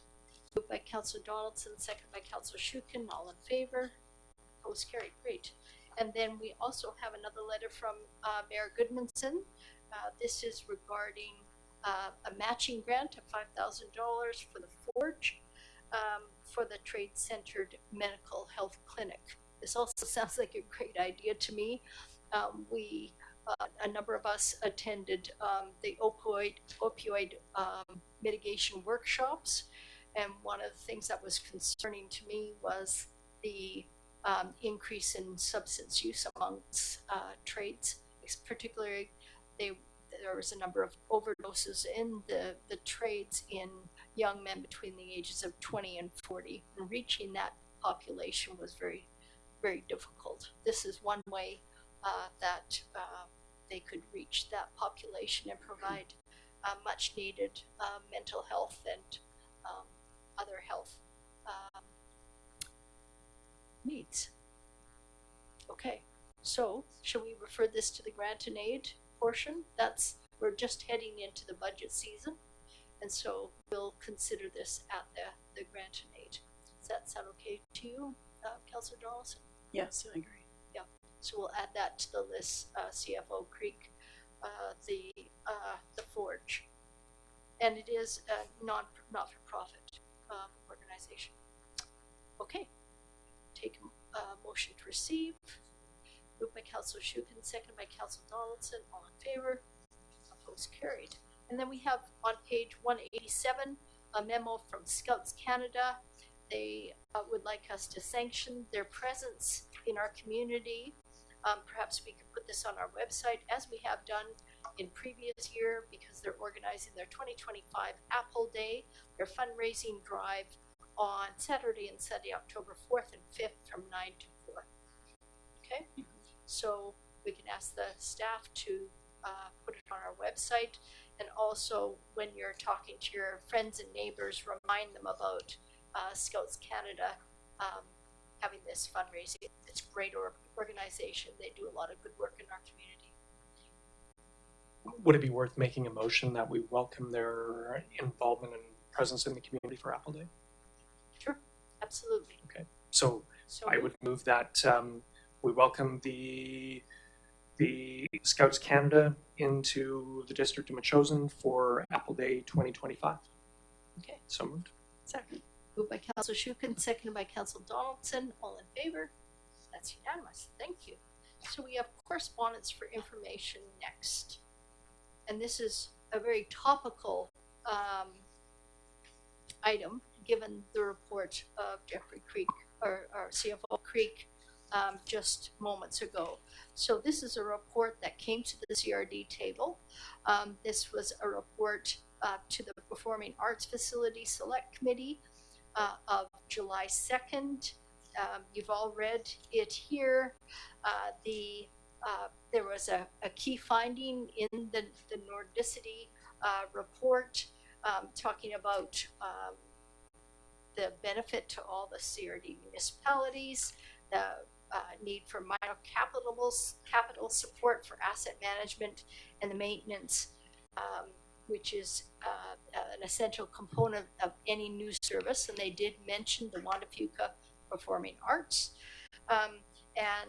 So the recommendation was, the report was for the information at the Performing Arts Facility Select Committee.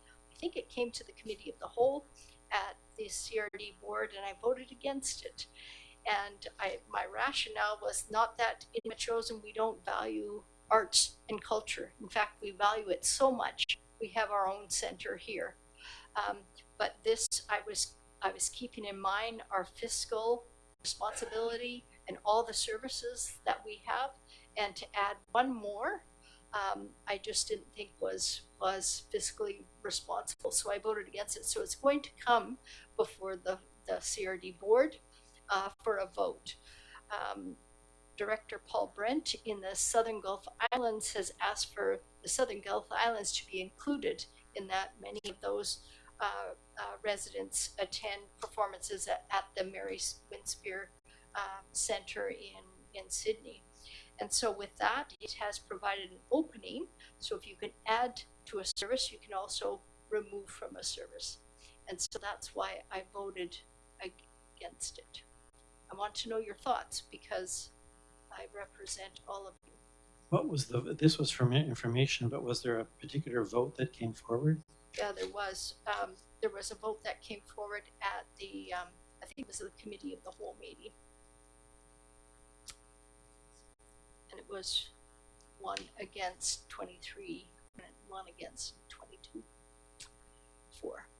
I was the only one that spoke out against it.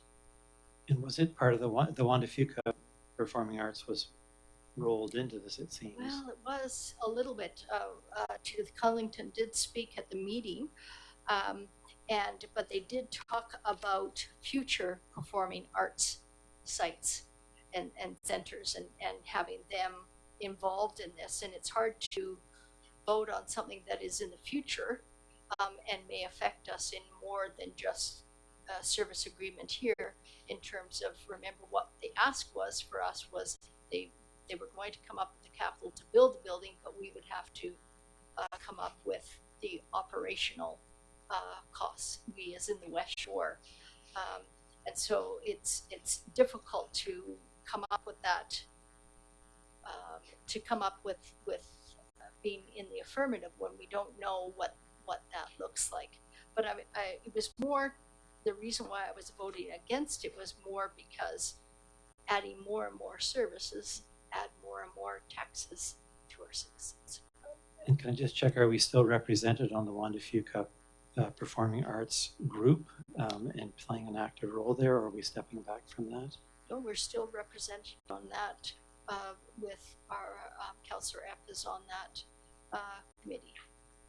So we're just saying we wouldn't be interested in funding it, but we'll play a consultative role? Well, it's a matter of debate.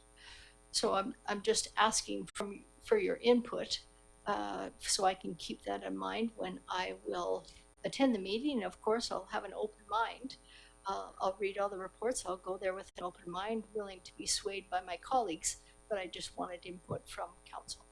Council Donaldson. Yes, thank you for the background on that. I was wondering how this all tied together.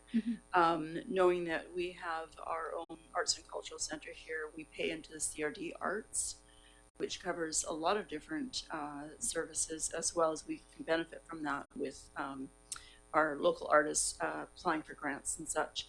And when I looked at the cost estimate by jurisdiction and who else was paying into that, looking at the West Shore municipalities who are not listed here as well, because again, we do have art facilities closer to us. Having said that, I have gone and enjoyed performances at some of these facilities, and so it's a user pay, and I appreciate that, and we'll continue to do it in that regard. So you're correct that we've been asked numerous times, and even tonight, for funds, and the well's dry, right? And we've got some pretty major expenses, and our residents are strapped. Surveys and feedback and all sorts of stuff. So we do have to strike a balance. Right. And we just have to define our priorities. And it's not that we don't place a lot of emphasis on the arts and culture. We do within our own community, but it's just priorities and limited dollar. We do in our own community, but we do regionally too with the CRD Arts. But this is ramping up that. It is. This is a ramped up version of the Performing Arts Facility Service. Correct. Yeah. Councillor Epp. Yes, well, I support this. I am on that committee. I believe that there is a huge need for a performing arts facility in the West Shore, given the population and the difficulties of attending things downtown, which is where most things always seem to be. This is just would help with the planning of a potential facility in the West Shore. And as I say, it's $13 a year per person, which is about the price of a coffee or two. It seems to me that that's not that much to commit to really help the arts. We spend, as CFO Creek said, we spend almost $1 million a year on recreational facilities and the library. And I think to have a theater that, yes, we do have our own facility, but it's certainly not a theater. And our local groups is something that they're talking about a 350-seat theater, something like the Mary Winspear Center, where local groups could actually use it at a reasonable rate, and as well as being able to attend shows there that they're not $200, like I think one of the last ones I paid for was. It's I just think it's just something that's really needed. I think the arts is very underfunded in the community, and it's a sad because it's been beyond proven how valuable it is in so many ways to mental health, to physical health, to have an arts component in the community. And we do have our own, but I think that's not enough. So I would definitely be in favor of this. Okay. Councillor Gray. I agree with Councillor Epp. The importance of a local arts facility, I think, I don't want to say immeasurable, but very important. The question of how this fits with our financial situation, I think, is difficult to determine without looking at it as a package. And that's what, when I was speaking earlier, I think if we could get a package together and look at our cost pressures, then we might say, well, in that, if we were able to compare and see what the cost differences were and where we're contributing and where we're not, that would be the time for me to make the decision about that rather than just one-off say I don't want to do this one. I think our financial situation is very difficult, but I'm keen on a process to make the decisions rather than just one-off. Mm-hmm. Councillor Shukin, do you have any comments? No. Okay, that's Councillor Donaldson.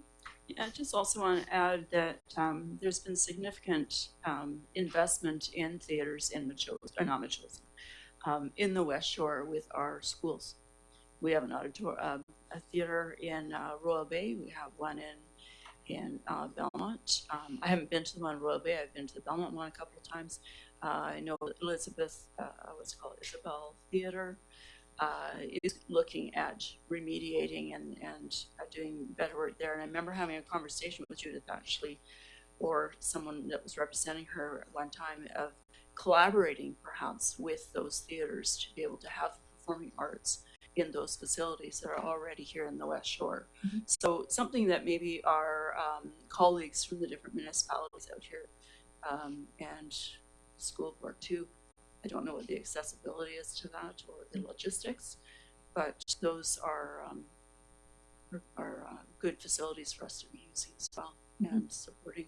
And maybe this is how we can get Juanafuca Performing Arts off the ground as well. Mm-hmm. I don't know. Councillor.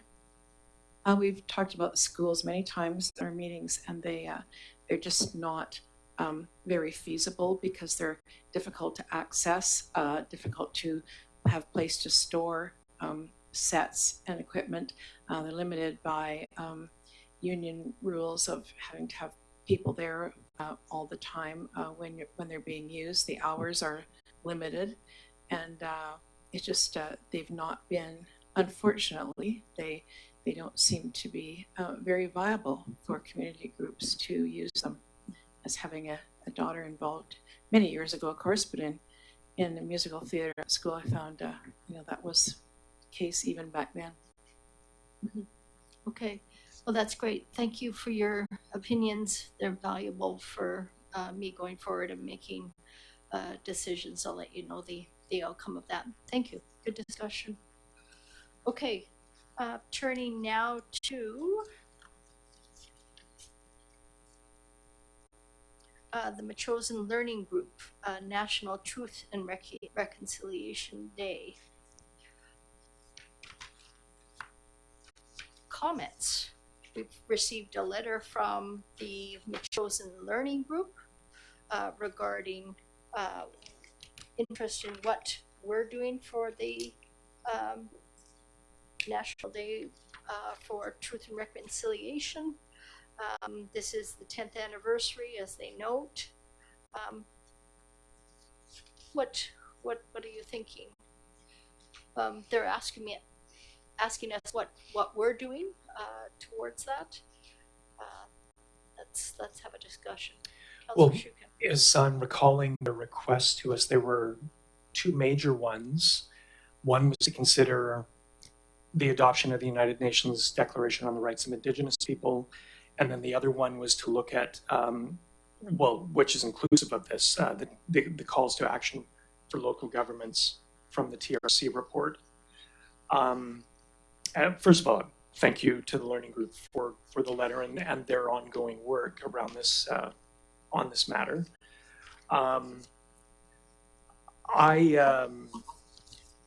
Personally, I would be interested in exploring what it would mean to adopt UNDRIP, and also the potential of doing some education for staff and council on, again, history and legacy of residential schools and treaty and Aboriginal rights, and also Indigenous and Crown relations as well.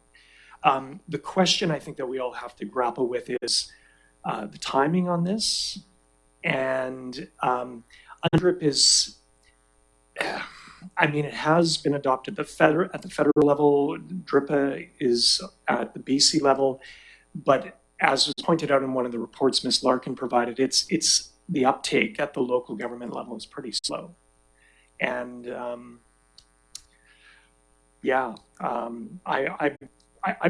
I think it should be explored, and I think we can possibly do it without the potential of a lot of legal spending on it. There are some reports out there on what UNDRIP is and the implications for local governments if they choose to move in that direction. So I'd be prepared to make a motion that I can. Let's have a discussion, then we can for sure. entertain motions at the end. Anybody else? Councillor Gray? Yeah, I support Councillor Shukin's ideas there. I think it's worthwhile to take a look at it, particularly some training for ourselves and staff to be sensitive to the issues. It seems to me a lot of what we might be doing is building relationships beyond those initiatives that Councillor Shukin's mentioned. We joined together for a meal, and I think in our first year when we came together, and we were ready to do that again, and that would be something worth pursuing, I think. The other thing I can imagine would be that when we have events or occasions that we formally invite Shannon Nation to things that we're holding, and then when we're invited or welcome to Shannon Nation events, that we attend those as well, or make the effort to do so. Now it's a question of being informed of those things, and maybe through council liaison we can do those. I think building relationships is useful for us, and I guess that needs to happen at every council as the councils renew. We won't be here forever in the next council. We can make those efforts as well. There are a few things that were said by the folks tonight, and I guess beginning down a path here really for me would be the most important thing. Let's start. Anybody else at the table? Councillor Donaldson? Yes, thank you.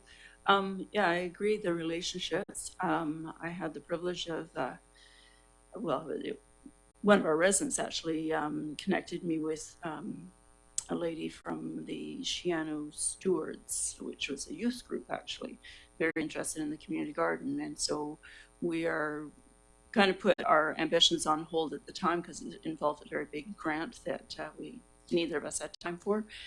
However, there's a project in the future that we were considering, and so hopefully we will have that opportunity to do that. And I have had the privilege of being involved with some of the activities that the learning group have done. Actually, the blanket ceremony was quite impactful, but a recent one at Satin Flower Nursery, where an Indigenous woman was giving the tour of all these really interesting native plants and the Indigenous background of them as well. So that was fascinating. And we have had them involved with Chosen Day. Not this year, I don't think, but previously. So definitely a continuance of relationship building, I think, is certainly warranted. And I like the idea of learning, both our staff and ourselves, learning more about what Ms. Larkin had said as well for some training, etc. So yeah, and yeah, offering the invites and reciprocating. Mm-hmm. Yeah, I like that idea too.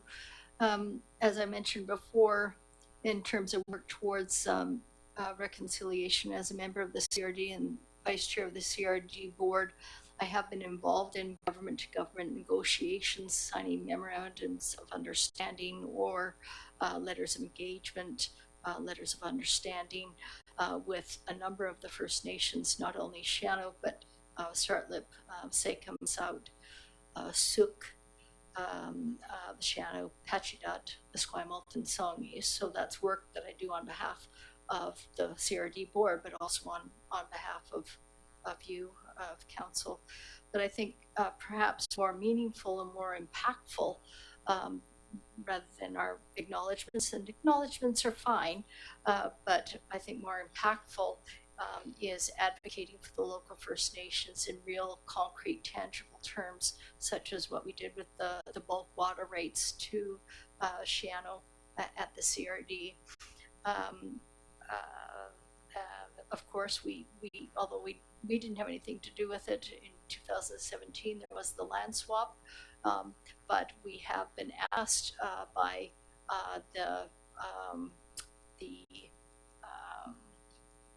they wanted some of the services to go through the residential portion to get to the business park ahead of the schedule. As a council, we said yes, so that I think those are tangible things that we do towards reconciliation. Also, I sit as representative for the South Island Reconciliation, the negotiations, formerly the TTAC. We had an all-day or all-morning meeting this morning, and it was with provincial negotiators of the treaty process. So we found out where they are. They're nearing conclusion of the treaty process, and so that's all in terms of reconciliation. I'm a little bit unclear about UNDRIP, to tell you the truth. So that in 2021, the United Nations on the Declaration of the Rights of Indigenous Peoples received royal assent. Okay, so that's at the federal level, and the purpose was to affirm the declaration as an international human rights instrument that can be applied to help interpret and apply Canadian law. Now, furthermore, in 2019, the province, British Columbia, became the first jurisdiction in all of North America, actually, to embrace the UN Declaration of the Rights of Indigenous People. This was done unanimously across party lines, and following the adoption of UNDRIP several years ago, the latest example is Bill 25, introduced in the BC legislature in April of 2022 and implemented in agreement with, April 22nd of this year. This was the implementation of the agreement with the Haida Nation to recognize Aboriginal title over the entirety of Haida Gwaii. So as a municipal government, we are a product of the provincial government. So we must abide by what their legislation is. They have legislation on UNDRIP. And so I think we're too small of a community and too lacking in capacity to take UNDRIP on. But I think if we can make a concerted effort to make tangible efforts towards relationship building and tangible things, I think that will be more impactful. I'm not saying no to pursuing UNDRIP. I'm just saying I think we should be cautious, because there's a reason that most municipalities surrounding us have not adopted UNDRIP. I am for the training for staff and for us, absolutely, the more education, the better. But adopting UNDRIP, without an exhaustive legal opinion on what those implications would be for us, fiscal and otherwise, I think we should be careful. Councillor Gray. I wonder if we might consult with one of the other municipalities, if somebody has already taken a look at it. If you have the connections at the CRD to ask, that might help us. I mean, moving along, finding out what the issues are, because you're raising some important points there. One concrete thing I think we do need to do is, we've been talking about the fire hall and the cost. One of our big presences in Shannon Nation is our firefighters with medical call-outs and other emergencies. And we have a contract for that, but I'm thinking or expecting the contract costs are going to go up in order to help pay for everything. So it would be, I think, a good, a positive thing to have a conversation with Shannon Nation about that, because we're making decisions now that will affect their financial circumstances. So I just put that out there for one of the actions that we should have our staff involved in. Right, and one of the members of the community tonight identified the fire hall as an item for reconciliation, that it advances reconciliation, and I agree with that opinion. I know that we have the services agreement with Shano, but I don't think we have a service agreement for plowing.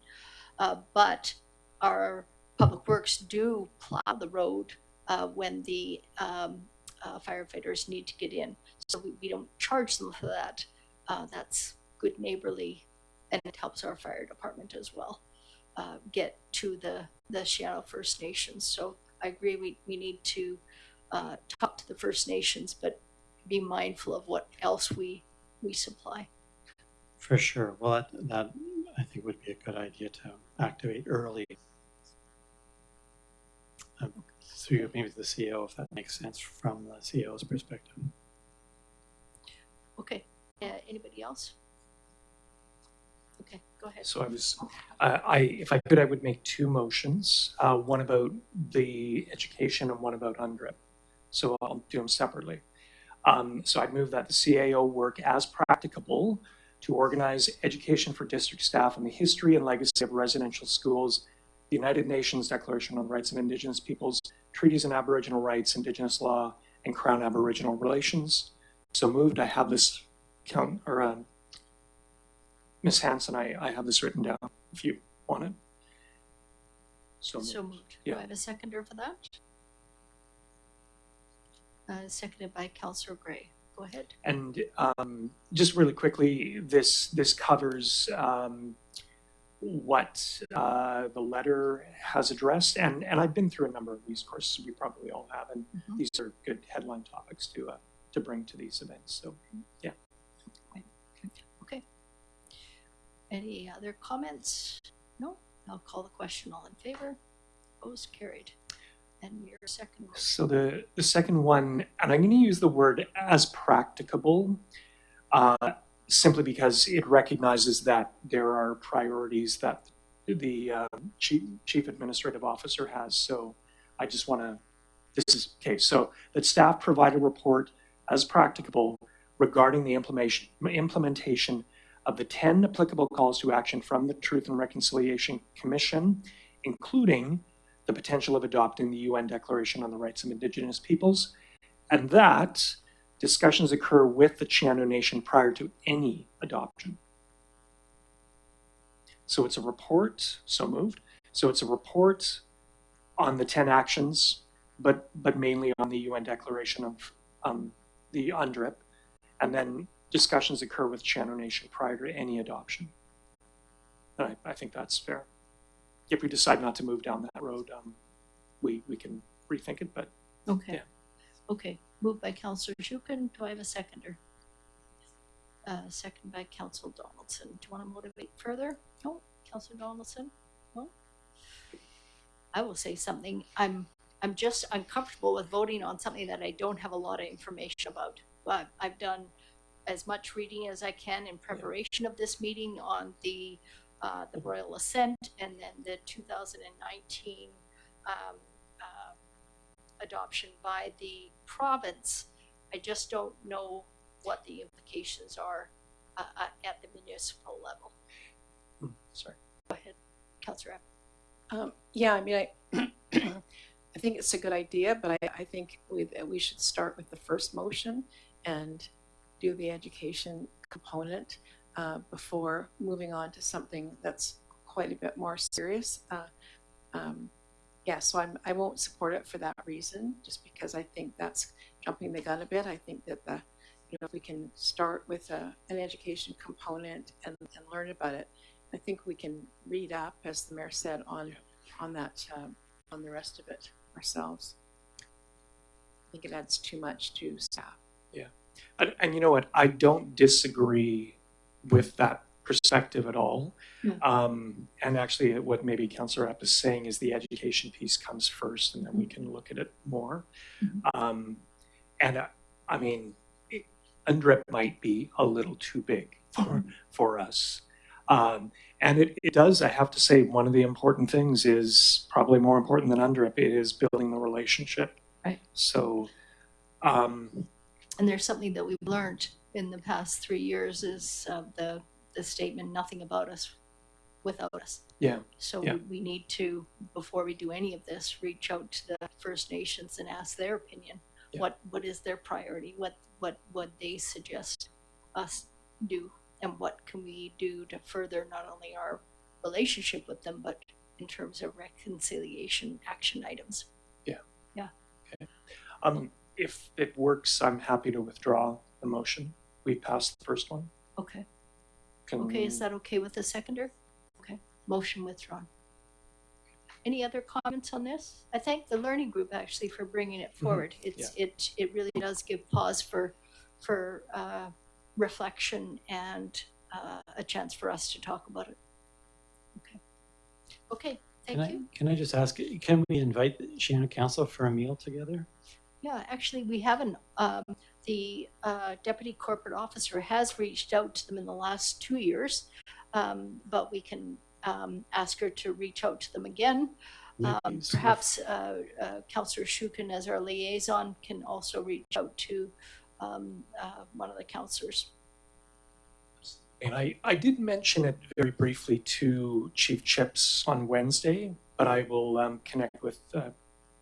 I'll connect further on that. So, it doesn't have to be a lunch; it could be coffee. Yeah.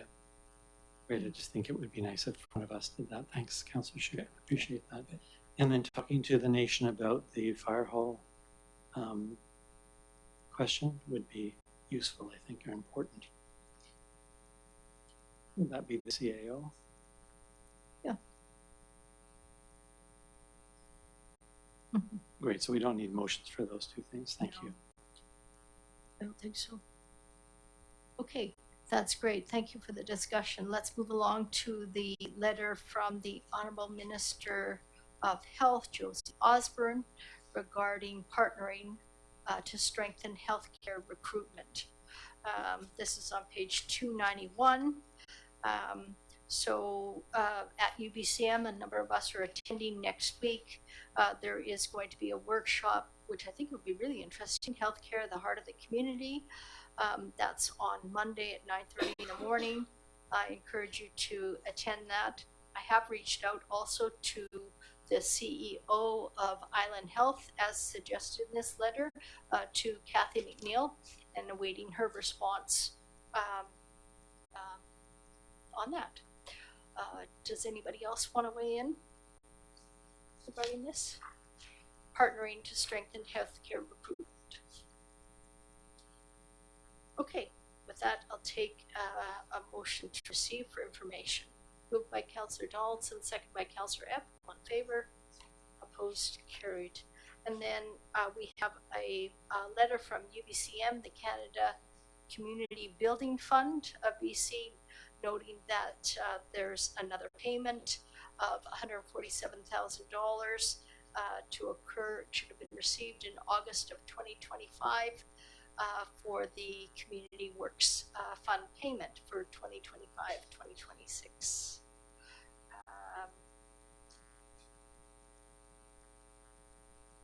Anybody have any comments what these funds are used for? It's very broad: broadband connectivity, capacity building, asset management planning, energy programs, EV infrastructure, construction of new fire halls, upgrades, training, roads, bridges, recreation. It's very broad what the money can be used for. Okay, take a motion to receive. Councillor Donaldson and Councillor Shukin, all in favor? Opposed? Carried. Thank you. And next we have on page 297, no motion for which notice has been given, and then an amendment to that motion. Mayor Little, just have the pinks to receive, all in one motion if you like, the pink packages. I didn't hear you. Could you say that again? Sorry, we just have the pinks. Oh, yes, yeah, that's for right. receipt. That's right, thank you. To receive the correspondence from Mr. Peter Grant, Ms. Bev Bacon, Mr. Robert Chabot, another letter from Ms. Bacon, a letter from Ms. Sherry Rourke, and from Ms. Nicole Shukin. That would be 11E to J. Motion to receive for information. Moved by Councillor Gray, second by Councillor Epp. All in favor? Opposed? Carried. Yeah, thank you for the reminder. And then we have this motion for which notice has been given, and the subsequent amendment to that was amended sometime in the last week. So, Councillor Gray, did you want to take it away? Yeah, I move that council direct the CEO to work with the full Fire Hall Steering Committee to identify and document the sequence of next steps, a roadmap, required to properly complete the Fire Hall feasibility studies and land use regulatory framework. Okay, this motion is moved by Councillor Gray. Do I have a second for that? Second for discussion. That's seconded by Councillor Donaldson. Discussion. So I'm looking at this from a risk management point of view, a key role for those of us at the table here, Mayor and Council. And I appreciate we've made a series of decisions on the Fire Hall project, but as a member of Council, I'm not satisfied that we have been managing risks adequately. And by that, I mean we haven't had a community needs assessment as promised, no opportunity for objective options analysis as promised, no open houses on the feasibility as promised, and uncertain financial capacity given other cost pressures and the current economy. Now, I recognize it may be a little bit confusing for some people. We do have a feasibility study underway and it's nearly complete. You read my note and you'll see my concern was I thought all of this was being taken care of, but it's not. The contractor is fulfilling the terms of their contract, but the contract didn't include these items. And yet I think at the beginning we all understood these were necessary components of a feasibility assessment to make a decision about where we're going.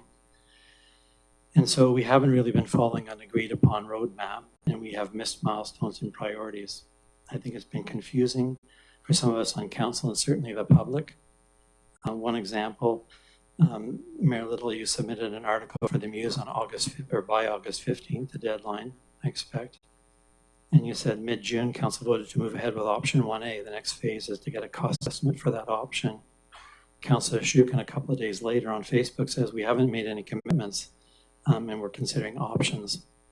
So even ourselves, we're a bit mixed as to where we're at. I think a roadmap for next steps would help us all complete the Fire Hall project in a more orderly fashion with a considerable reduction of risks to our enterprise. The motion, simple and straightforward, is asking the CAO and the full Fire Hall Steering Committee to work together to confirm next steps regarding feasibility and land use. And we also heard from Nicole Shukin tonight that we should probably include the climate considerations in that roadmap, and that sounds like a good idea. Clearly, some of this is underway.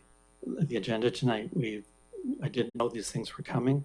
Thought we needed to get organized. And so we've begun looking at some of the items that I had written out in a recommended roadmap in terms of next steps. So that's sort of where it's at. Okay, Councillor Donaldson, the seconder. Yes, it has been confusing for a lot of people, and I'm on the Fire Hall Steering Committee, and they're waiting for direction from council. Twice now, 2 different meetings I've been told this, and so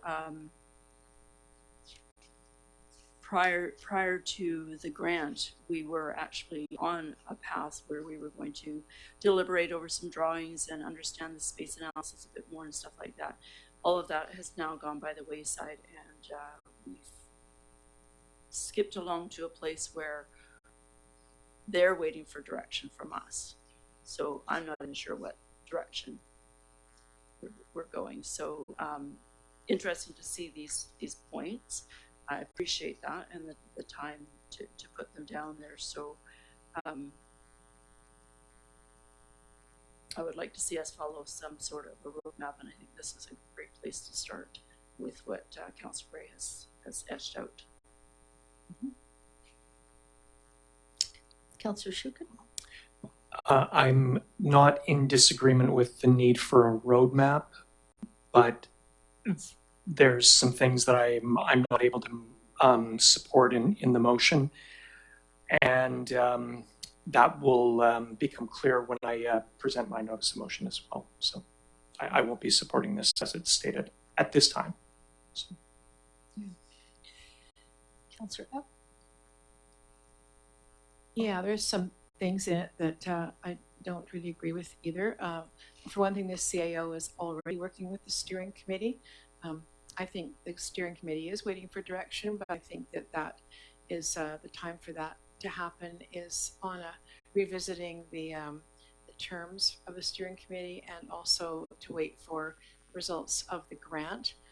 I think some of the statements in the little write-up here is, as far as the needs assessment, I really don't think that that's pertinent right now. I think that the fire hall is something that we know we need a fire hall, a new fire hall.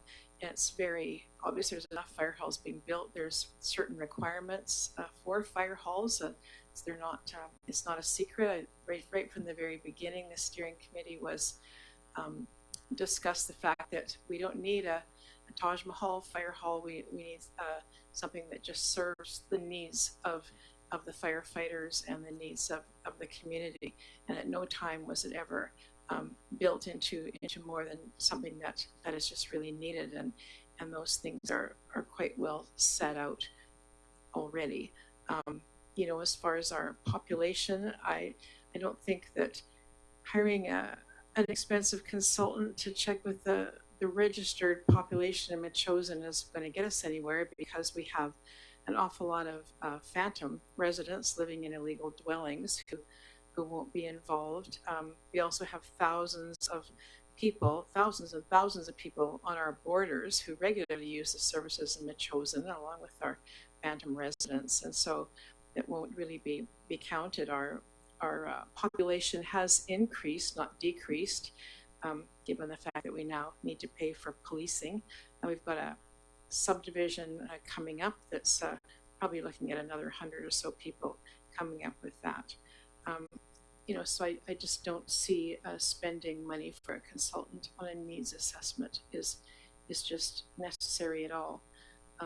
And as far as the land use, it's pretty basic. I mentioned before about the bylaw. It says that future public buildings should be built in this area. We did vote earlier to ask for just the non-farm use exemption if in fact the new fire hall is built over on that side, or the plans go ahead to build it on that side. Otherwise, it's pretty straightforward. It's ALR land. It we need to have an exemption or a non-farm use to use it. And just as we have done for all the other buildings that are on this property, which are quite a few. Thank you. I will also speak, not supporting the motion. I think there's a number of inaccuracies in the report, or in the, I guess it's an opinion piece here, and I think the motion is redundant because the CAO is working with the Fire Hall Steering Committee. And in the Fire Hall Steering Committee terms of reference, it does reference the roadmap for the processes and the steps. So I think the Fire Hall Steering Committee is able to work towards a roadmap. I don't think we need a specific motion to direct the CAO to talk to the Fire Hall Steering Committee. He's already working with them, as is clear, and he attends the meetings. Doesn't attend any of the other committee meetings, but he does attend this, as well as the last one. The staff attended that as well. So I won't be supporting this motion. Maybe I'm not sure if I've been clear about what the proposal is. The motion is, as I've stated, that the CEO and the Fire Hall Steering Committee identify and document a sequence of next steps. In the document, I have proposed some next steps, but my hope was that the Fire Hall Steering Committee and CEO would look at those, not us, but they would look at those and add other things or whatever they think is the best thing to clear up, where are we going next? What are we, how are we proceeding? And I think if they thought we did need a needs analysis, they could explain why. If they thought we didn't need an option analysis, they could explain why. I appreciate the optimism that people are expressing that we're doing well, but it's important to recognize the process has faced some real challenges, including missed milestones and gaps in critical information, which have made decision-making difficult. I think for the project to truly meet the high standards our community expects and deserves, we need to ensure the future steps are rooted in transparency and accountability and clear communication. I agree the mention of the roadmap is in the terms of reference, but that was in 2022, the first order of business. It hasn't been done. And so I actually looked at the motion and thought, well, I should change that because we really don't need to go work. We don't necessarily need this all the way through, but we need to know what are we doing now. I'd like the UBCM Fire Hall grant application to be on the website so people can see what we're doing. And I'm looking forward to the open house if we do carry through with that. And it seems to me that would be really good to be able to explain how option 1A ended up on top. What other options were considered and how we knew to choose that. I think part of the disconnect may have come from the Fire Hall Steering Committee working with the contract on the feasibility work and answering questions and moving along and adjusting things all the way along in a proper fashion.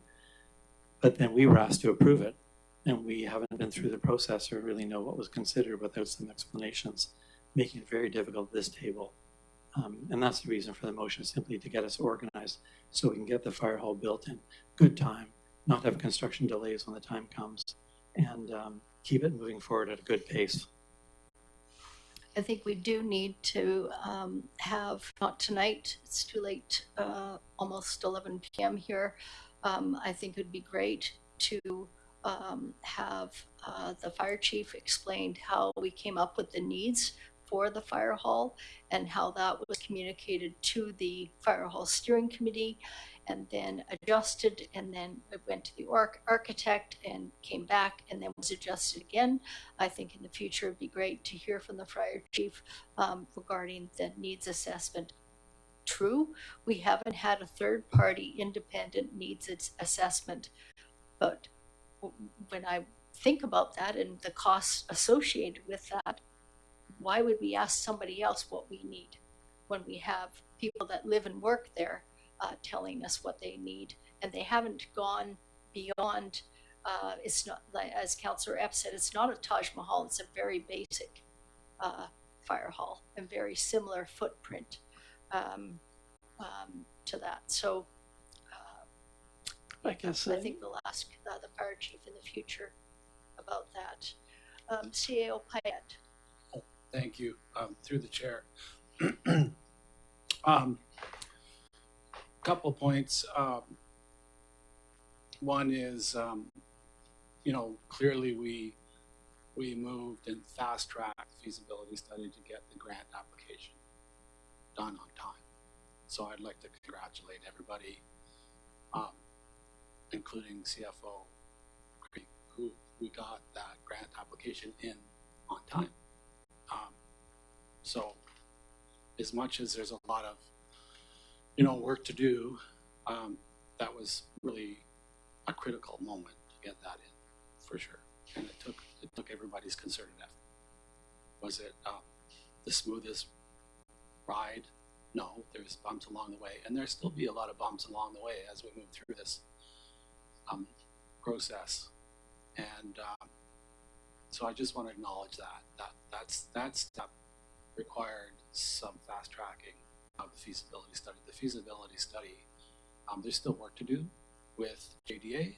We had a good conversation with JDA today, myself and the fire chief and the chair of the steering committee, and they're still on board.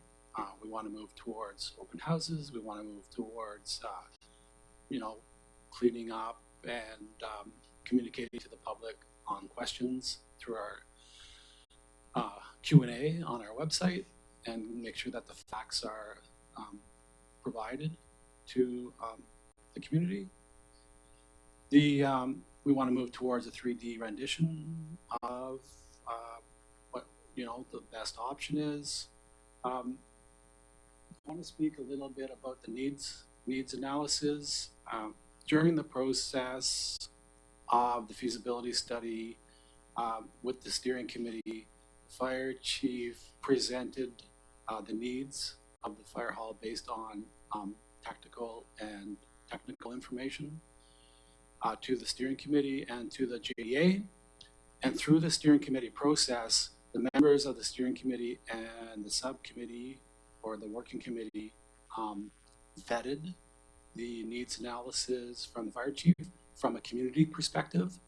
And that was done at a high level cursory type of review to get us to a point where we could get that space analysis analyzed by JDA and accountants so we could come up with some costings. Okay, high level costings that at a class D level that are acceptable for the grant program.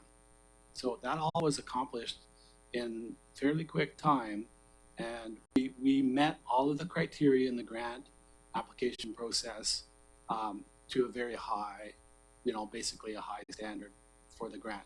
Next steps will be, a lot of work has to get done on analyzing needs. So we're proposing that doing any kind of needs analysis now would be, or, in the next few months would be premature. What we would propose is that when we have a better understanding of our funding envelope based on a successful grant or not a successful grant, and we have to move along with that understanding, that we do a needs analysis at that point based on a more concrete understanding of what our project is going to look like.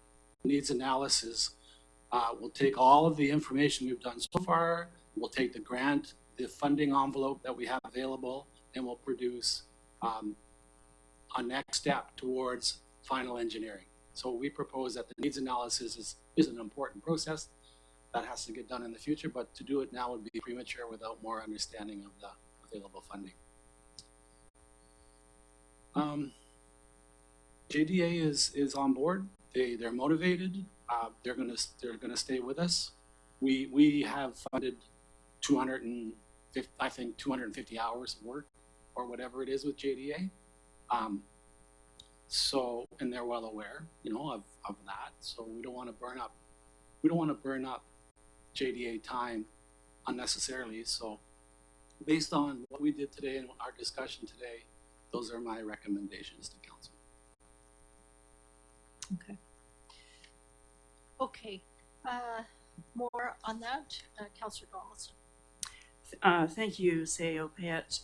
One of the things that didn't get discussed at the Fire Hall Steering Committee was, and it was as Mr. Payette has just said, the subcommittee was working with JDA, and I'm assuming himself, the CAO, and the chief on the space analysis, and we were going to be discussing that. And you'll recall that I said this publicly, that the documents we had weren't legible. So when that meeting was scheduled, it was preempted because of the grant and stuff. So there was a few things that were missing. And so these are things that have, there has been concern shared in both from some members of the committee as well as the public, like, what are these things? Why are we paying this? You know, what is now that we got this cost for this one option, what about the other options? I don't know anything about any of the other options because there's been no discussion. So similarly to what we've done with the housing process with our planner, you know, there was a, well, I'll use the word roadmap, but there was like a schedule of things that were going to be done, and we're following that. This has not happened, and maybe now it will, and I appreciate all the time and energy that went into it during the summer months of addressing the grant, but we kind of had a blip in the road, and we need to get back on track. And I think that would help with the division, I think, that people are referring to, that's in the community or at the table or whatever. We do need to get back on track to where are we going and have some communication. Do we have other options to look at, or are we just going to put our one focus on this very expensive model and through all the reserves and everything else into it or whatever? I don't know. There's a lot of unease, and I would really like us to all bring this together so we do have a path going forward so that we're all on the same page. And there is unease, so we need to dispel that and have a communication.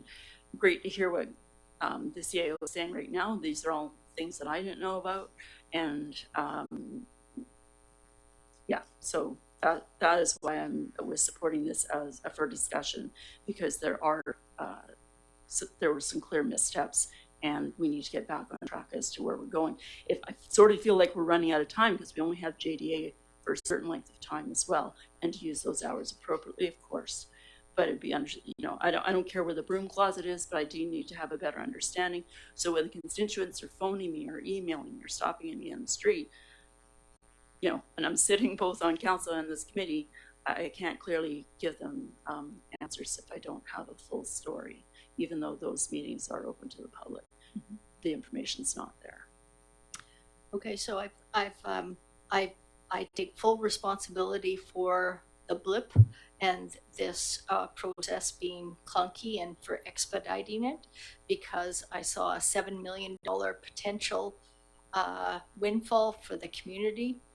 And I think we have the fiduciary responsibilities to lessen the tax burden on citizens as much as possible. So I take responsibility for that being clunky.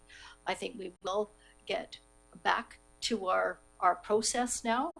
And as far as the different options are, I'm aware of the different options because it was in what was presented to us in the Metchosin Fire Hall building assessment. It wasn't just the preferred option, but the architect had said that he would do costing for one. He's not going to do costing for all 6 options, right? And from the costing that we have, we can extrapolate some of that information. If we just did the apparatus build, for instance, we have a general idea what that would be, and even with our reserves, we wouldn't be able to afford to pay for that. So I agree with the RCAO that some of the discussions are premature because we won't know until we know what our financial situation is.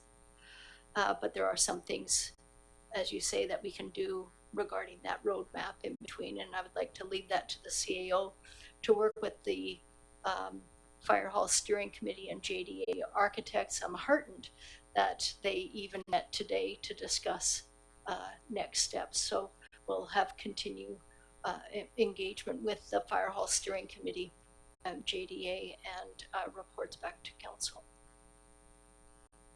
Go ahead. Thank you for that. I'm enlightened to hear that we actually are not going to disregard this document, as it was reported last week that we're focusing on 1A and 3.2. So I look forward to going back to that document because there are lots of interesting drawings there, and I like to have some idea of how to shepherd through some of that and digest it as well. And as I've reported previously, I was at an open house at Central Saanich, even though their model, their end game is different than ours, but how they presented it was great. They had more than one option for the public to look at. And I think that that's what our public needs. They need to see 2 or 3 drawings, what this might be. But first, we haven't even done that at the planning table. So it would be great if we could actually have a clear mandate. Right, and this document is available to the public on our website. It's right on our front page, a link to all of the documents and all of the assessments. Councillor Gray. Yeah, I just wanted to thank the CEO for the bringing us up to date a little bit on some of the activities. I'm not sure if it's well understood what I was asking for, which is a community needs assessment. That relates to the things that we were told would be in the feasibility report, not a building assessment. I realize there's deficiencies in the building, but the building is 97% larger than our existing building, contrary to what you mentioned a moment ago. It's not the same size. It's much larger, almost double. It's meant to hold trucks that are larger than the trucks that we have today. And I'm not sure why we would do that, given the same population, how much change in density, that sort of thing. So much of it hasn't been explained. Again, I hear the Councillor Epp saying, "Oh, I don't want to spend any money."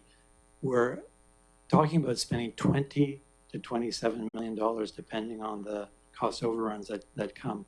So spending money in advance to make sure we're doing the correct thing is what I'm referring to here. So to be fearful of getting a look at our needs, clarifying what the options are that we've been through, or that some people have been through, or to hear what they are, I think is a good idea to get before the public, because in the end it sounds like they may be making the decision and they're going to need that information. I don't seem to have needed it, but if we go to referendum, they would. I think it's sort of this penny wise, pound foolish issue. But the other part of it is, the reason I'm putting this forward is that we haven't seen any roadmap yet. And I get the point. Now I've made the notice of motion, maybe a roadmap will happen. But it's just as easy for us to say, yes, we would please like one. We think it's good management to do that. We haven't seen one yet. We're not sure why it hasn't occurred. There could have been one done. And so I'm just saying, let's catch up with ourselves and get it done. And then it may be that there are different steps in the roadmap than what I've written here. I wasn't asking for you to approve those. I was saying simply would be my thinking of what we would do to manage the risks that are before us, legal, financial, and otherwise. So I'll leave it there. Well, maybe I'll just ask, there is the issue of what was written in the article, Mayor Little. What is the other option you're talking about that would be less expensive, phased in, or how would that work? Well, if we pivot to an option that delivers all of what we want but doesn't cost so much. Well, we've talked about it at the table, we could just build the administration building and not upgrade the apparatus bay. And that would be at a reduced cost from the costing that we've received, obviously. But we can leave that with the Fire Hall Steering Committee to discuss. But we won't know what we're doing until we have a full financial picture. So it wasn't so much to do, as you went to actually meet all of our needs with a less expensive option, but not meet our needs and do something smaller.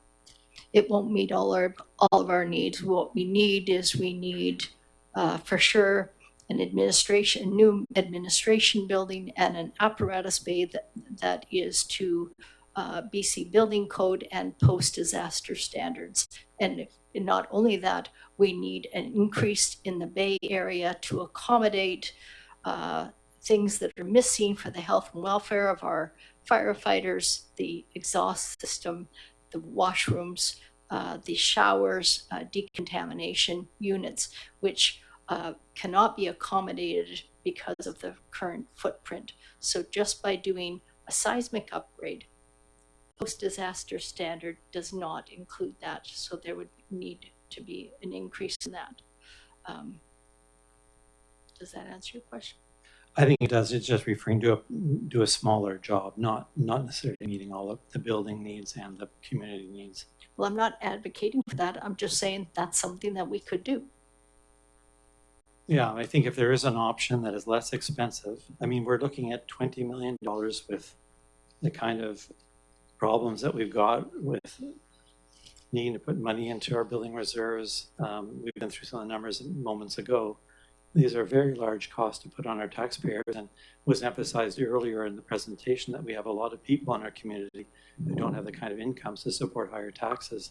So we need to thread the needle here somewhere. Okay.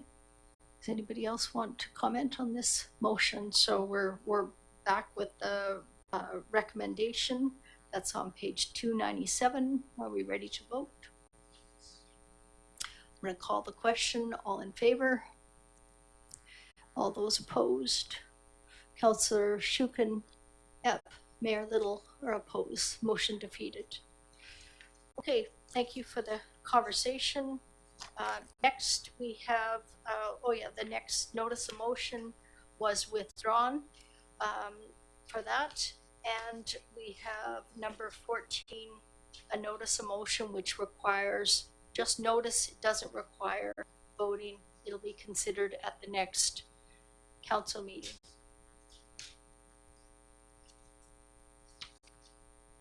Go ahead, Councillor Shukin. Read it very quickly.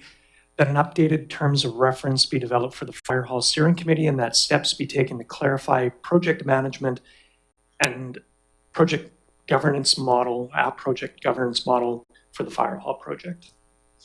Okay, and you provided this to the Deputy Corporate Officer? Did. Yep, great. Okay, thanks. Thank you, Thanks for Councillor that notice of motion. Before we conclude, I do want to make a big thank you to CAO Payette, Fire Chief, CFO Creek, and Deputy Corporate Officer Henson for the mammoth task of putting in the grant application. I understand that wasn't easy, and there were many moving parts. We not only met the deadline, we had it in early, which I think is great. So congratulations. It is easy to criticize, but it's difficult to actually do the work. So I appreciate your efforts. Thank you very much. Okay, with that, I'll take a motion to adjourn. Moved by Councillor Shukin, second by Councillor Epp. All in favor? Opposed? Carried. Thank you.